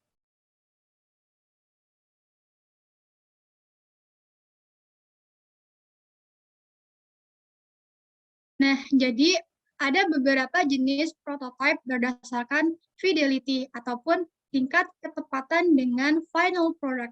Yang pertama ialah low fidelity. Low fidelity ini teman-teman, sketsa kasar yang berguna untuk merancang atau mengeksplorasi ide untuk memudahkan tim untuk sering berkolaborasi. Jadi dengan low fidelity ini kita diberikan kebebasan mengeksplor ide kita dalam membayangkan aplikasi yang akan kita bangun. Dengan low fidelity ini, kita tidak memerlukan waktu yang lama untuk membuatnya, namun hasilnya sangat jauh dari hasil final yang kita inginkan. Waktu penggunanya ini kapan? Saat membuat konsep awal, desain pada fase mengeksplor ide dengan wireframe. Jadi, wireframe ini merupakan salah satu contoh dari low fidelity. Next. Lalu yang kedua, medium fidelity. Nah, medium fidelity ini jauh lebih bagus dibandingkan dengan sketsa low fidelity sebelumnya. Pada proses ini memerlukan proses pengerjaannya yang dengan waktu yang cukup lama, tapi informasi dan penyampaian interaksinya lebih jelas dibandingkan dengan sebelumnya. Kapan kita menggunakan ini? Pada saat kita mengenalkan konsep awal dari produk kita kepada pengguna ataupun stakeholders.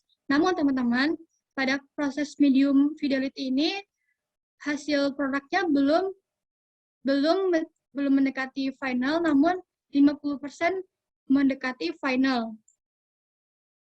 Next. Yang terakhir ialah high fidelity. Pada high fidelity, desain sudah menerapkan elemen visual dan konten mendekati final. Nah, dengan high fidelity ini memerlukan waktu yang cukup lama, namun hasilnya sudah sangat mendekati dengan final produk yang akan kita bangun. Nah, inilah dia contoh dari high fidelity prototype. Kapan sih waktu penggunaannya? Saat fase convergence atau menyelesaikan solusi agar dapat fokus dan memutuskan solusi desain tertentu. Tentu sebagai seorang pengguna, semakin mendekati dengan hasil final produk, kita semakin antusias dalam memberikan feedback terhadap produk yang akan dirancang tersebut. Dengan begitu, kita seorang UX designer dapat memutuskan bagaimana solusi dari desain tersebut yang didapatkan dari feedback user sebelumnya. Lalu terakhir, nah inilah dia contoh dari masing-masing dari macam-macam dari prototype. Yang pertama ini merupakan di sebelah kanan, low fidelity. Ini masih sketsa kasarnya teman-teman. Lalu medium fidelity, ini lebih terstruktur dari sebelumnya. Nah ini dia high fidelity, sudah mendekati dengan final product yang akan kita bangun. Next. Tahap akhir dalam mendesain atau memproduksi sebuah aplikasi ataupun produk, kita memerlukan yang namanya testing. Jadi setelah kita melakukan research, setelah kita melakukan mendevelop aplikasi ataupun desain, kita perlu melakukan tahap testing ini teman-teman. Jadi melalui user testing, kita dapat mengetahui masalah desain produk kita dari awal, menemukan peluang untuk perbaikan dan memahami perilaku atau pengalaman dari target users. Jadi dengan testing ini kita dapat memahami dari awal nih, apa masalah yang ada dan dapat untuk kita perbaiki dengan memahami perilaku atau users atau perilaku dari pengalaman dan target users. Lalu, apa sih tugas seorang UX designer dalam proses testing ini? Seorang UX designer mengamati perilaku users dan mendengarkan feedback dari users. Jadi, teman-teman, pada proses testing ini tidak hanya dilakukan oleh UX designer, namun dilakukan juga dengan UX designer dan juga tim-tim yang lain. Jadi tugasnya lebih spesifik kepada UX designer ini untuk mengamati perilaku users dan mendengarkan feedback langsung dari users ini tersebut. Lalu next.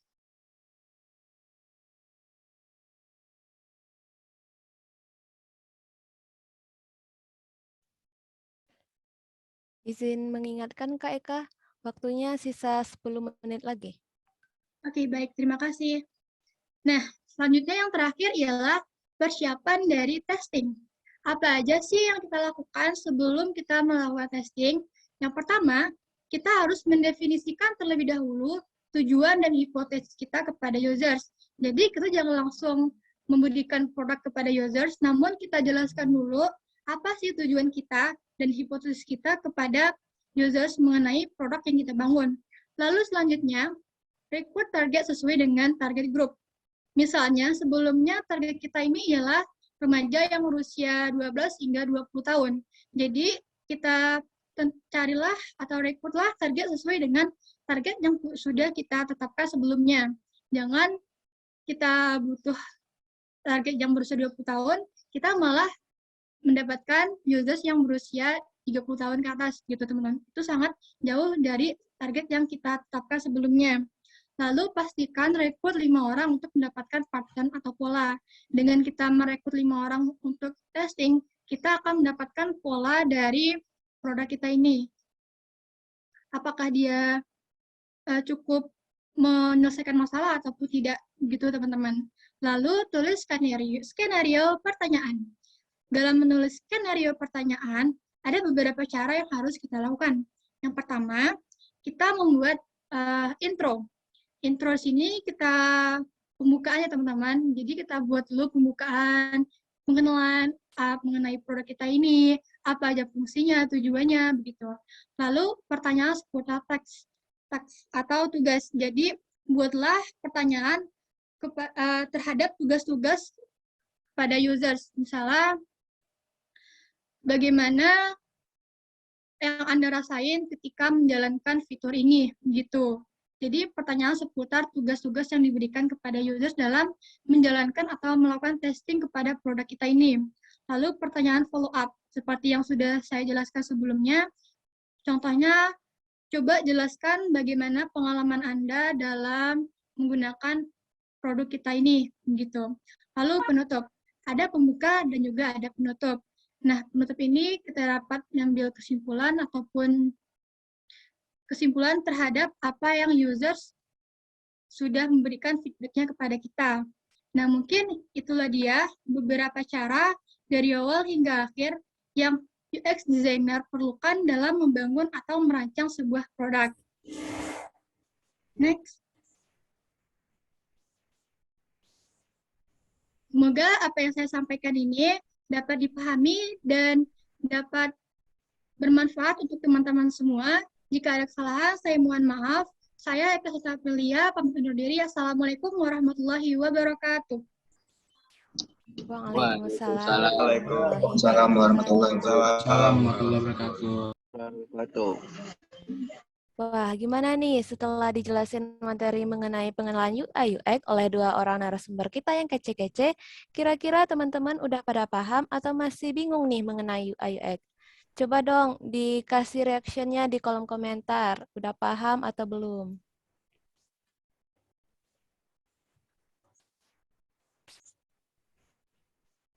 Paham, Kak. Oke. Nah, udah banyak yang paham ya. Nah, buat teman-teman yang masih belum paham, kita bakalan ngadain sesi Q&A.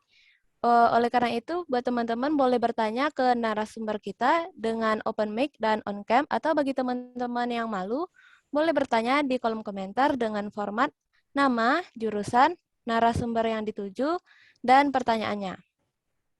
Oke, dipersilakan kepada teman-teman untuk bertanya di kolom komentar atau open mic dan on cam. Izin bertanya, Kak Raudia. Ya, Kak Aziz. Baik, sebelumnya selamat pagi. Saya mengapresiasi kepada 2 narasumber bahwa materi yang disampaikan itu sangat bagus dan mudah dipahami gitu ya kan. Jadi di sini saya ingin bertanya kepada narasumber Fahreza Pratama, yang mana di situ kan tadi itu menjelaskan juga UI dan UX. Jadi yang ingin saya tanyakan itu, apakah dalam mempelajari UI atau UX itu kan di sana adanya terdapat web, user flow, prototyping, wireframe, dan informasi lainnya. Jadi apakah kita harus diwajibkan untuk paham terhadap sebuah codingan untuk melakukan mempelajari UI atau UX itu? Mungkin hanya itu dari saya. Oke, terima kasih kepada Kak Aziz. Langsung saja kepada Kak Reza, silakan dijawab, Kak. Baik, terima kasih sebelumnya buat Aziz sudah bertanya. Jadi pertanyaan tadi itu, apakah seorang desainer UI UX itu bisa diwajibkan untuk paham tentang coding atau tidak? Jadi jawaban singkatnya itu tidak harus bisa ngoding. Mungkin dulu iya, karena dulu seorang web designer itu diwajibkan juga bisa desain dan juga bisa sedikit front end, minimal HTML, CSS, dan JavaScript. Tetapi semakin ke sini itu role-nya itu semakin dibedakan. Jadi desainer sendiri, front end-nya sendiri, dan back end-nya sendiri. Jadi desainer itu bertanggung jawab hanya sebatas visualnya saja. Dan jika sudah bersangkutan dengan coding, itu sudah menjadi tugasnya seorang programmer. Jadi tiap role-nya itu sudah dibeda-bedakan masing-masing. Tapi jika seorang UI UX designer juga boleh untuk belajar atau paham dengan coding. Artinya, jika seorang desainer bisa ngoding minimal HTML dan CSS, itu lebih baik lagi, karena dia memiliki nilai lebih daripada desainer yang tidak bisa ngoding. Dan dia juga memiliki berbagai benefit. Misalnya, yang pertama, saat kita pertama mendesain sebuah aplikasi atau website, kita jadi tahu nih mana layout dan interaksi yang mudah diimplementasikan ke program yang sebenarnya. Contoh, kita sering menemukan interaksi atau animasi yang keren di Dribble. Mungkin itu bisa kita buat dengan mudah di XD ataupun di After Effects. Tapi kita juga harus memperhatikan dari sisi developer, apakah interaksi atau animasi itu menjadi lebih mudah dibuat atau tidak. Jangan sampai animasi dan interaksi yang bagus itu malah menyusahkan pada pihak developernya. Nah, kalau kita bisa mengetahui cara kerja coding, kita bisa mengira-ngira layout mana atau interaksi mana yang kira-kira mudah untuk diimplementasikan oleh developernya. Benefit yang kedua itu mungkin bisa menjalin hubungan baik antara desainer maupun developernya. Karena jika kita membuat desain atau layout atau interaksi yang susah ke developernya, maka juga akan kesusahan untuk mendevelopnya. Bahkan mereka juga bisa menolak desain dari kita, dan itu bisa berefek pada suasana yang kerja yang kurang kondusif. Karena desainernya itu karena developer itu tidak suka dengan desain yang kita buat, karena yang kita buat itu susah-susah. Sebenarnya ini mungkin bisa diatasi dengan komunikasi yang intensif antara seorang desainer dan developer. Tapi akan lebih mudah lagi jika kita bisa ngoding minimal HTML dan CSS, kita bisa tahu interaksinya bagaimana, jadi kita bisa lebih berempati kepada seorang developer. Gak cuma empati kepada user, tapi juga empati kepada developernya. Nah, jadi apakah seorang UI UX designer harus bisa ngoding? Jawabannya adalah opsional. Kalau mau belajar UI UX dengan tambahan belajar coding itu nggak apa-apa. Justru bisa mendapatkan benefit lebih. Kalau misalnya pengen fokus di UI designer saja, itu juga nggak apa-apa. Juga nggak salah. Yang penting ada komunikasi antara dari desainer dan developernya. Jadi kurang lebih seperti itu. Baik, terima kasih kepada Kak Reza. Berarti itu untuk sekarang dalam UI dan UX itu tidak diwajibkan untuk mempelajari codingan ya gitu ya Kak? Iya, nggak perlu. Jadi itu dia bersifat opsional. Mau kita belajar ngoding itu lebih bagus, kalau nggak mau juga mau fokus ke desain UI-nya saja, juga nggak apa-apa, nggak masalah. Seperti itu. Baik Kak, terima kasih. Oke, gimana Kak Aziz? Sudah paham atau masih bingung nih? Alhamdulillah sudah paham juga. Penyampaian oleh Kak Reza juga sangat bagus dan mudah dipahami. Oke, terima kasih kepada Kak Reza yang telah memberikan penjelasannya kepada Kak Aziz. Nah, selanjutnya ada dari Kak Muhammad Iksan nih. Mau bertanya, Kak, saya mau bertanya, nama saya Muhammad Iksan, jurusan TIF. Untuk Kakak Eka tadi kan udah dijelasin nih, tata cara untuk melakukan UX design. Tapi langkah finalnya gimana Kak setelah kita melakukan survei dan interview? Apakah ada matriks perhitungannya untuk sebagai UX designer untuk mengambil keputusan desain yang sudah kita buat? Kepada Kak Eka, silahkan dijawab Kak. Oke, baik. Terima kasih kepada Kak Ihsan.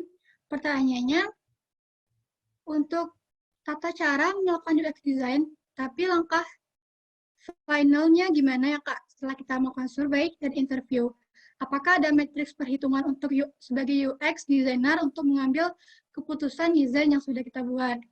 Nah, jadi menurut saya sendiri, jika kita sudah melakukan tahap survei dan juga testing, tentu ada, jika kita sudah melakukan tahap survei dan interview, tentu kita juga ada yang namanya testing sebelum kita launch produknya.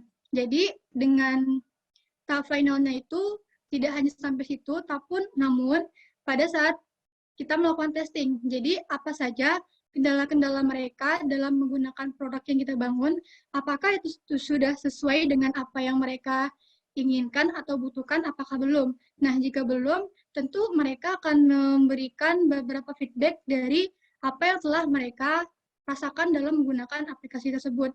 Nah, dengan itu kita dapat mengambil kesimpulan apa yang harus kita perbaiki sebelum produk ini di-launch dari beberapa feedback-feedback yang telah users sampaikan kepada kita. Apakah sudah terjawab pertanyaannya kepada Kak Isan?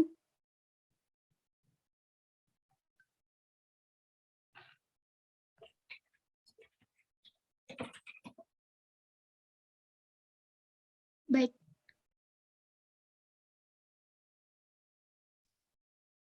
Oke, terima kasih Kak Eka. Mungkin penjelasannya bisa mudah dimengerti ya. Nah, tadi itu ada Kak Afif yang mau bertanya. Coba Kak Afif. Halo, selamat pagi. Pagi, Kak.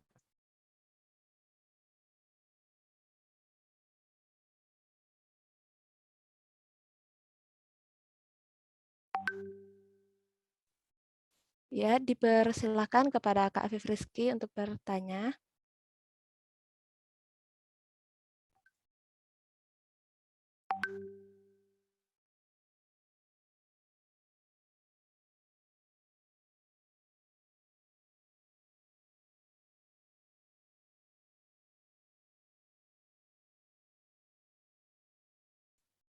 Halo, Kak Afif. Oke. Halo, selamat pagi. Maaf, punya mic saya ada bermasalah. Untuk pertanyaan dibatasi berapa ya, Kak, moderatornya? Kita waktunya 15 menit, Kak. Iya. Perkenalkan, nama saya Afif Rizky Andika. Kebetulan saya lagi di Pekanbaru. Saya mahasiswa informatika di Institut Teknologi Bandung. Pertanyaan saya ada beberapa hal terkait dengan UI UX. Cukup tertarik ya. Yang pertama untuk narasumber yang pertama, untuk terkait tools. Itu berarti kalau misalkan kita berbicara UI UX, berarti asumsinya kebutuhan UI UX di tiap tools itu ada gitu. Apakah seperti itu? Atau memang tools itu hanya untuk UI saja, lalu UX-nya sendiri apakah ada tools yang berbeda gitu. Yang kedua terkait dengan performance measure ya, performance measure. Kalau kita berbicara performance measure, berarti kan UI dan UX itu kan, sepengalaman saya, itu membuat sebuah security dari sebuah aplikasi yang sudah kita bangun itu kan turun gitu loh.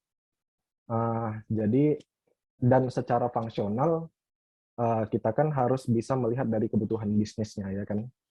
Nah, jadi bagaimana cara membuat UI UX yang baik itu tuh tanpa mempengaruhi keamanan dari aplikasinya. Sebagai contoh kita lihat-lihat di berita lah, bisa Tokopedia di hack gitu ya kan, di hack, security engineer-nya bermasalah gitu loh, karena dari UI UX-nya itu gampang dibobol, bisa di jebol gitu.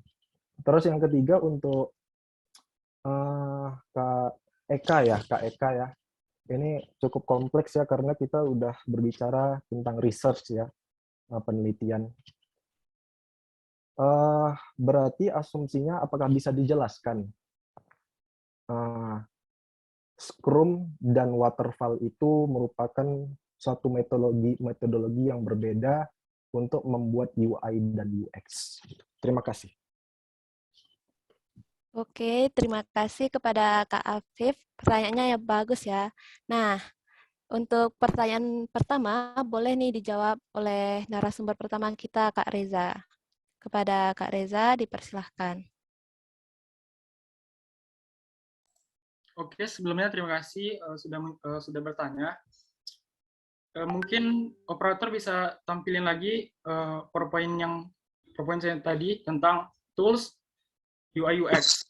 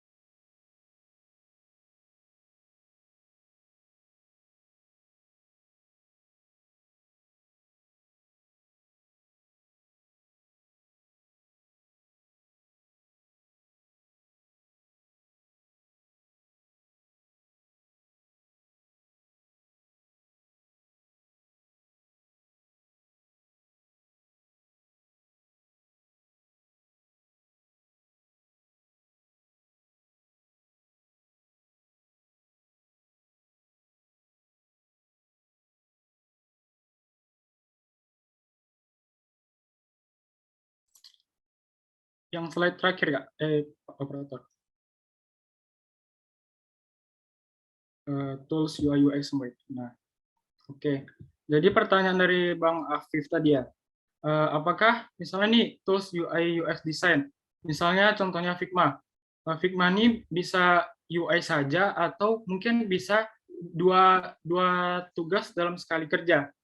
Jadi misalnya Figma ini dia bisa melakukan dua proses, itu mulai dari proses prototyping, proses visual design, mungkin itu bisa dilakukan dengan menggunakan aplikasi Figma.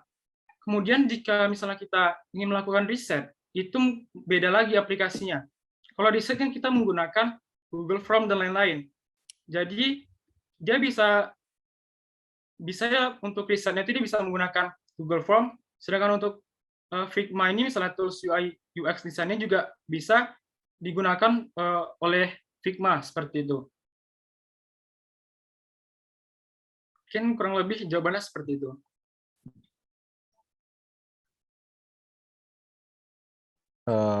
Berarti asumsinya aplikasi ini bisa mengerjakan dua tugas sekaligus secara paralel gitu, Kak? Ya, kurang lebih seperti itu. Nanti kalau misalnya kita ingin melakukan riset, dia nggak bisa pakai Figma. Dia untuk melakukan riset itu kita harus menggunakan tools lain yang mungkin seperti Google Form dan sejenisnya. Oh, begitu. Ya, terima kasih. Oke, untuk pertanyaan kedua mungkin bisa dijawab oleh Kak Eka. Kepada Kak Eka, dipersilahkan. Baik, terima kasih. Sebelumnya, untuk Kak Afif, boleh diulang lagi pertanyaannya? Yang pertama, untuk Kak Eka, itu tuh terkait dengan riset, dan yang kedua untuk security performance. Karena kan kalau kita lihat di berita-berita teknologi zaman sekarang kan, makin bagus UI UX dari sebuah aplikasi, itu tuh dosen saya bilang makin gampang dibobol gitu loh, karena semakin bagus semakin banyak fitur dari UI UX-nya, maka fungsionalitas dari sebuah aplikasi itu semakin turun gitu loh. Jadi security engineering-nya itu sudah semakin gampang dibobol gitu. Jadi kira-kira secara user centric kan kita kan harus memenuhi kebutuhan bisnis dari organisasi gitu ya kan. Jadi kira-kira kayak mana untuk merancang UI UX yang itu tuh tidak bisa membuat yang bisa memenuhi, yang pertama bisa memenuhi kebutuhan bisnis, dan yang kedua itu bisa memenuhi kebutuhan security. Soalnya cukup tertarik juga ya kan kalau misalkan kita bicara riset UI UX tapi dikombinasikan dengan security engineering gitu ya. Terima kasih. Baik, cukup bagus ya pertanyaan dari Kak Afif ini. Mungkin di sini jawaban dari saya sebagai seorang UX designer, tentu kita juga harus memahami kebutuhan masyarakat, apa sih yang mereka butuhkan saat ini sebelum kita mendevelop. Nah, untuk keamanan security itu sendiri, itu tidak sepenuhnya menurut saya tugas dari seorang UX designer nih. Karena yang paling penting itu kita harus mengetahui apa sih yang users ini butuhkan. Untuk dari segi, mungkin benar ya yang dibilang oleh Kak Afif tadi, itu dengan mudah saat ini orang untuk membobol atau meniru desain atau UX suatu aplikasi. Itu kita tidak dapat mencegahnya ya teman-teman, karena itu di luar kontrol dari kita. Namun ada yang namanya pattern atau pola. Nah, di situ kita dapat memvalidasi produk yang sudah kita bangun tersebut. Atau mungkin dari teman-teman semua ada yang bisa menjawab lebih. Oke, nah mungkin ada nih teman-teman semua yang bisa bantu menjawab dari pertanyaan Kak Afif ini. Boleh dong?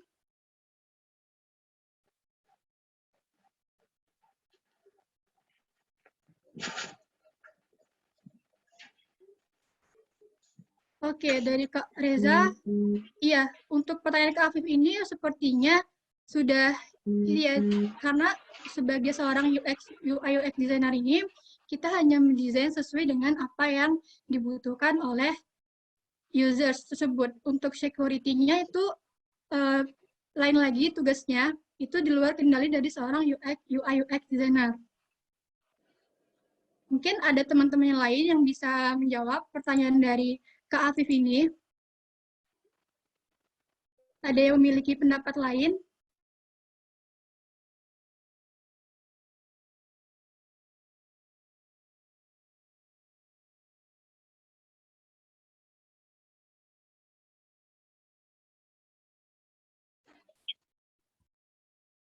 Ada dari Kak Umar nih.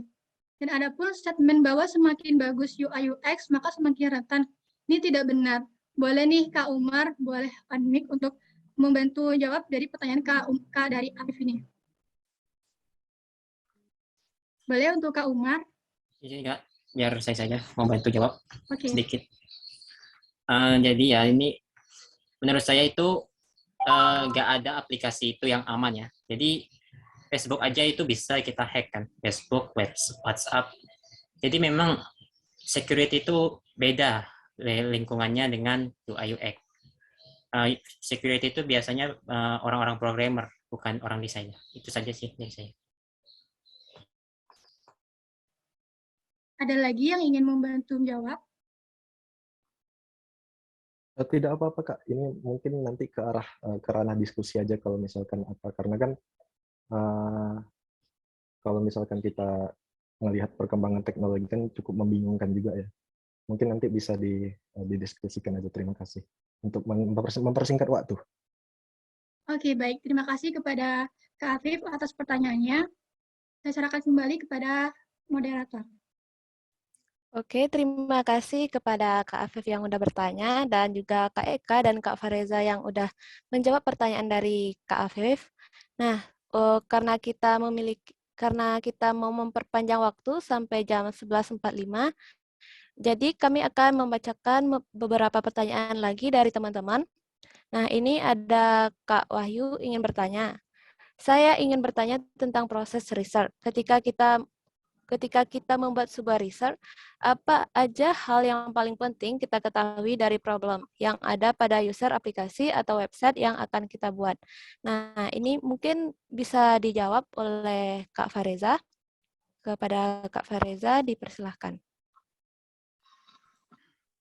Oke, terima kasih sebelumnya buat Kak Wahyu yang sudah bertanya.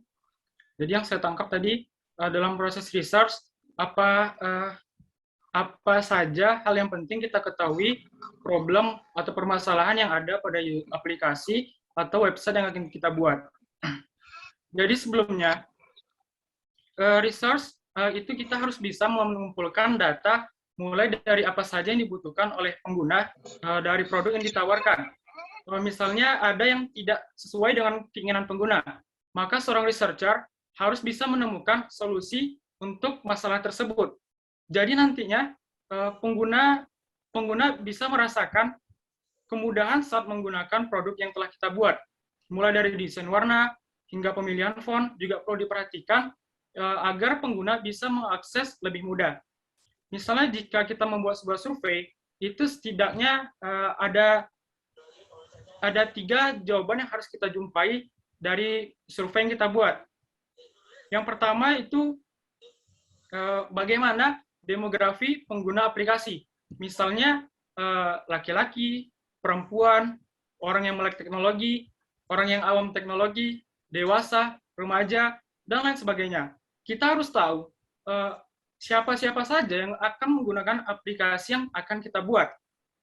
Kemudian yang kedua, apa yang pengguna butuhkan dan bagaimana kita akan memberikan solusi terhadap kebutuhan tersebut. Dengan jawaban ini, kita bisa mengetahui apa yang pengguna butuhkan dan apa yang mereka inginkan, dan nantinya kita bisa memberikan solusi terbaik terhadap kebutuhan pengguna tersebut. Kemudian pertanyaan yang ketiga itu yang harus perlu kita tahu jawabannya adalah seberapa sulit pengguna menggunakan produk yang akan kita buat. Pastikan kita memberi pilihan mudah, cukup sulit, dan sulit. Serta juga meminta juga kepada pengguna untuk menuliskan alasannya. Sehingga nantinya kita bisa mengevaluasi dari produk yang akan kita buat. Oke, jadi seperti itu jawabannya. Ada 3 yang harus kita dapatkan dari jawaban survei. Yang pertama itu bagaimana demografi pengguna aplikasi, kemudian apa yang pengguna butuhkan, dan bagaimana kita akan memberikan solusi terhadap kebutuhan tersebut. Dan yang terakhir adalah seberapa sulit pengguna menggunakan aplikasi atau produk yang akan kita buat. Mungkin kurang lebih seperti itu. Semoga jawabannya membantu dari pertanyaan Kak Rizky tadi. Oke, terima kasih kepada Kak Reza. Nah, gimana nih buat Kak Wahyu Rizky yang bertanya barusan? Udah paham atau masih bingung nih?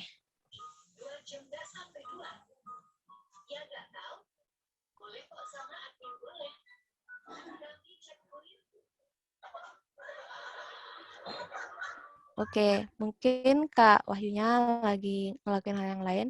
Nah,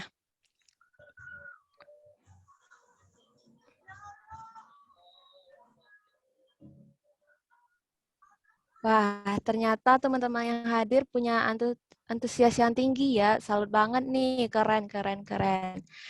Oke, karena sesi Q&A kita sudah habis, untuk pertanyaan yang belum terjawab, teman-teman bisa langsung saja bertanya ke grup di WA atau Discord, atau boleh juga DM di Instagram narasumbernya. Nanti untuk username IG-nya akan kami tambahkan di kolom komentar.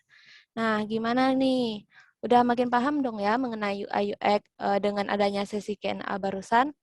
Nah, sekarang saya minta buat teman-teman untuk on cam nih, biar kelihatan wajah cantik dan gantengnya.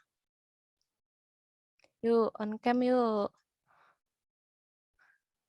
Jangan malu-malu, karena kita bakalan ada sesi foto bersama. Nah, ini udah ada Kak Fauzan, ada Kak Gevira yang on cam, ada Kak Nada, ada Kak Elvina.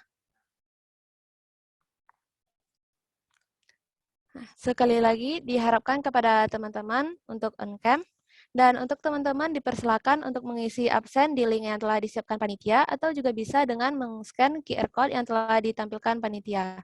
Untuk pengisian absennya kami beri waktu 1 menit sebelum kita mulai untuk photo session. Untuk pengisian absennya akan kami tutup sampai jam 2 siang hari ini.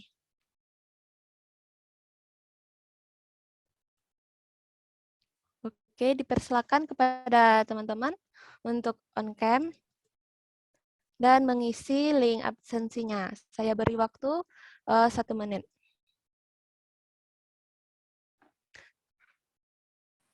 Oh ya, sembari mengisi absen, saya ingin mengingatkan sekali lagi terkait sertifikat. Sertifikat akan kami bagikan apabila teman-teman semua mengikuti kegiatan UI UX Weekly Class sampai selesai, yang dimulai dari hari ini untuk minggu pertamanya, kemudian insya Allah akan kami adakan pada tanggal 5 Desember. Dan untuk minggu terakhir, insya Allah akan diadakan tanggal 12 Desember. Untuk itu kami harapkan kehadiran teman-teman di next week. Oke, untuk sesi foto bersama akan dipandu oleh panitia kita, yaitu Kak Ahmad Fauzan. Kepada Kak Fauzan, waktu dan tempat dipersilahkan.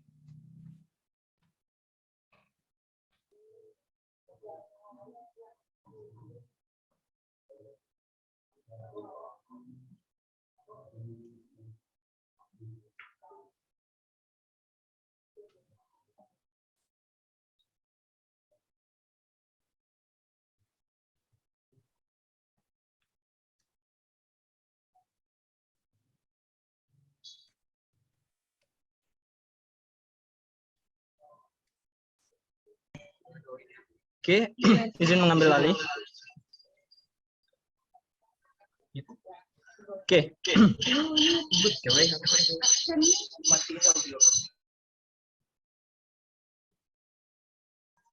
Oke, bagi teman-teman yang belum on cam, mungkin bisa on cam dulu ya. Kami tunggu 1 menit ke depan. Ya, on cam ya.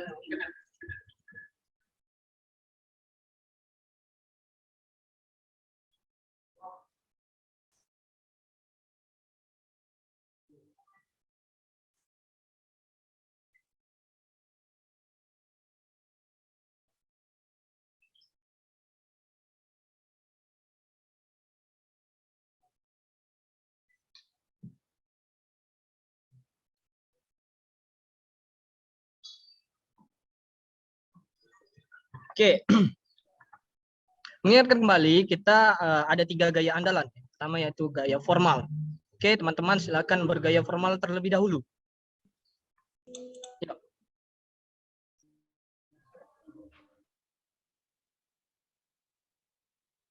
Pertama, dalam hitungan 3, 3, 2, 1. Oke, lanjut ke slide selanjutnya. Oke, dalam hitungan ketiga, 3, 2, 1.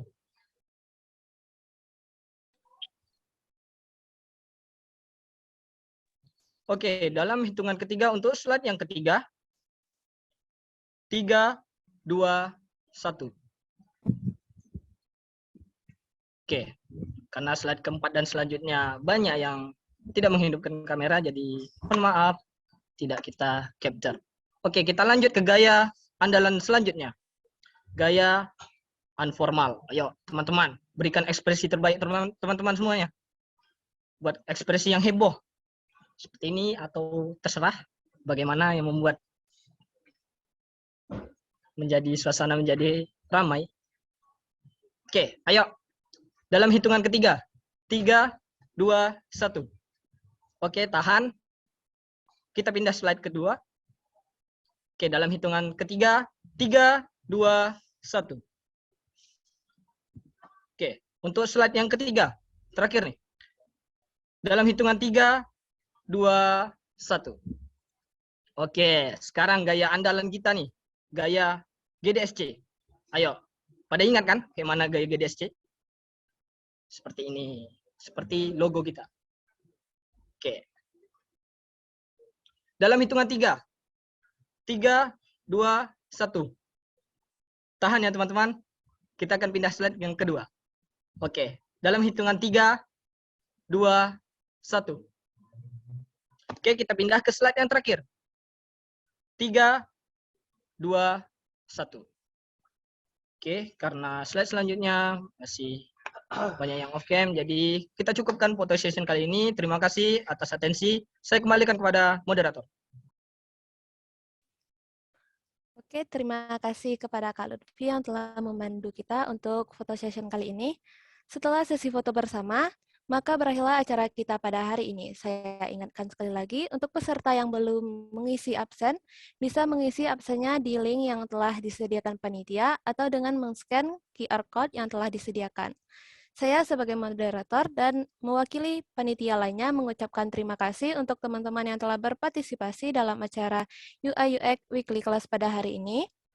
Semoga ilmu yang didapatkan kali ini dapat bermanfaat dan berguna ke depannya. Amin. Ya Rabbal Alamin. Saya sebagai moderator meminta maaf apabila ada kata saya yang kurang berkenan di hati teman-teman. Saya akhiri. Wassalamualaikum warahmatullahi wabarakatuh. See you next week, everyone. Stay healthy semuanya.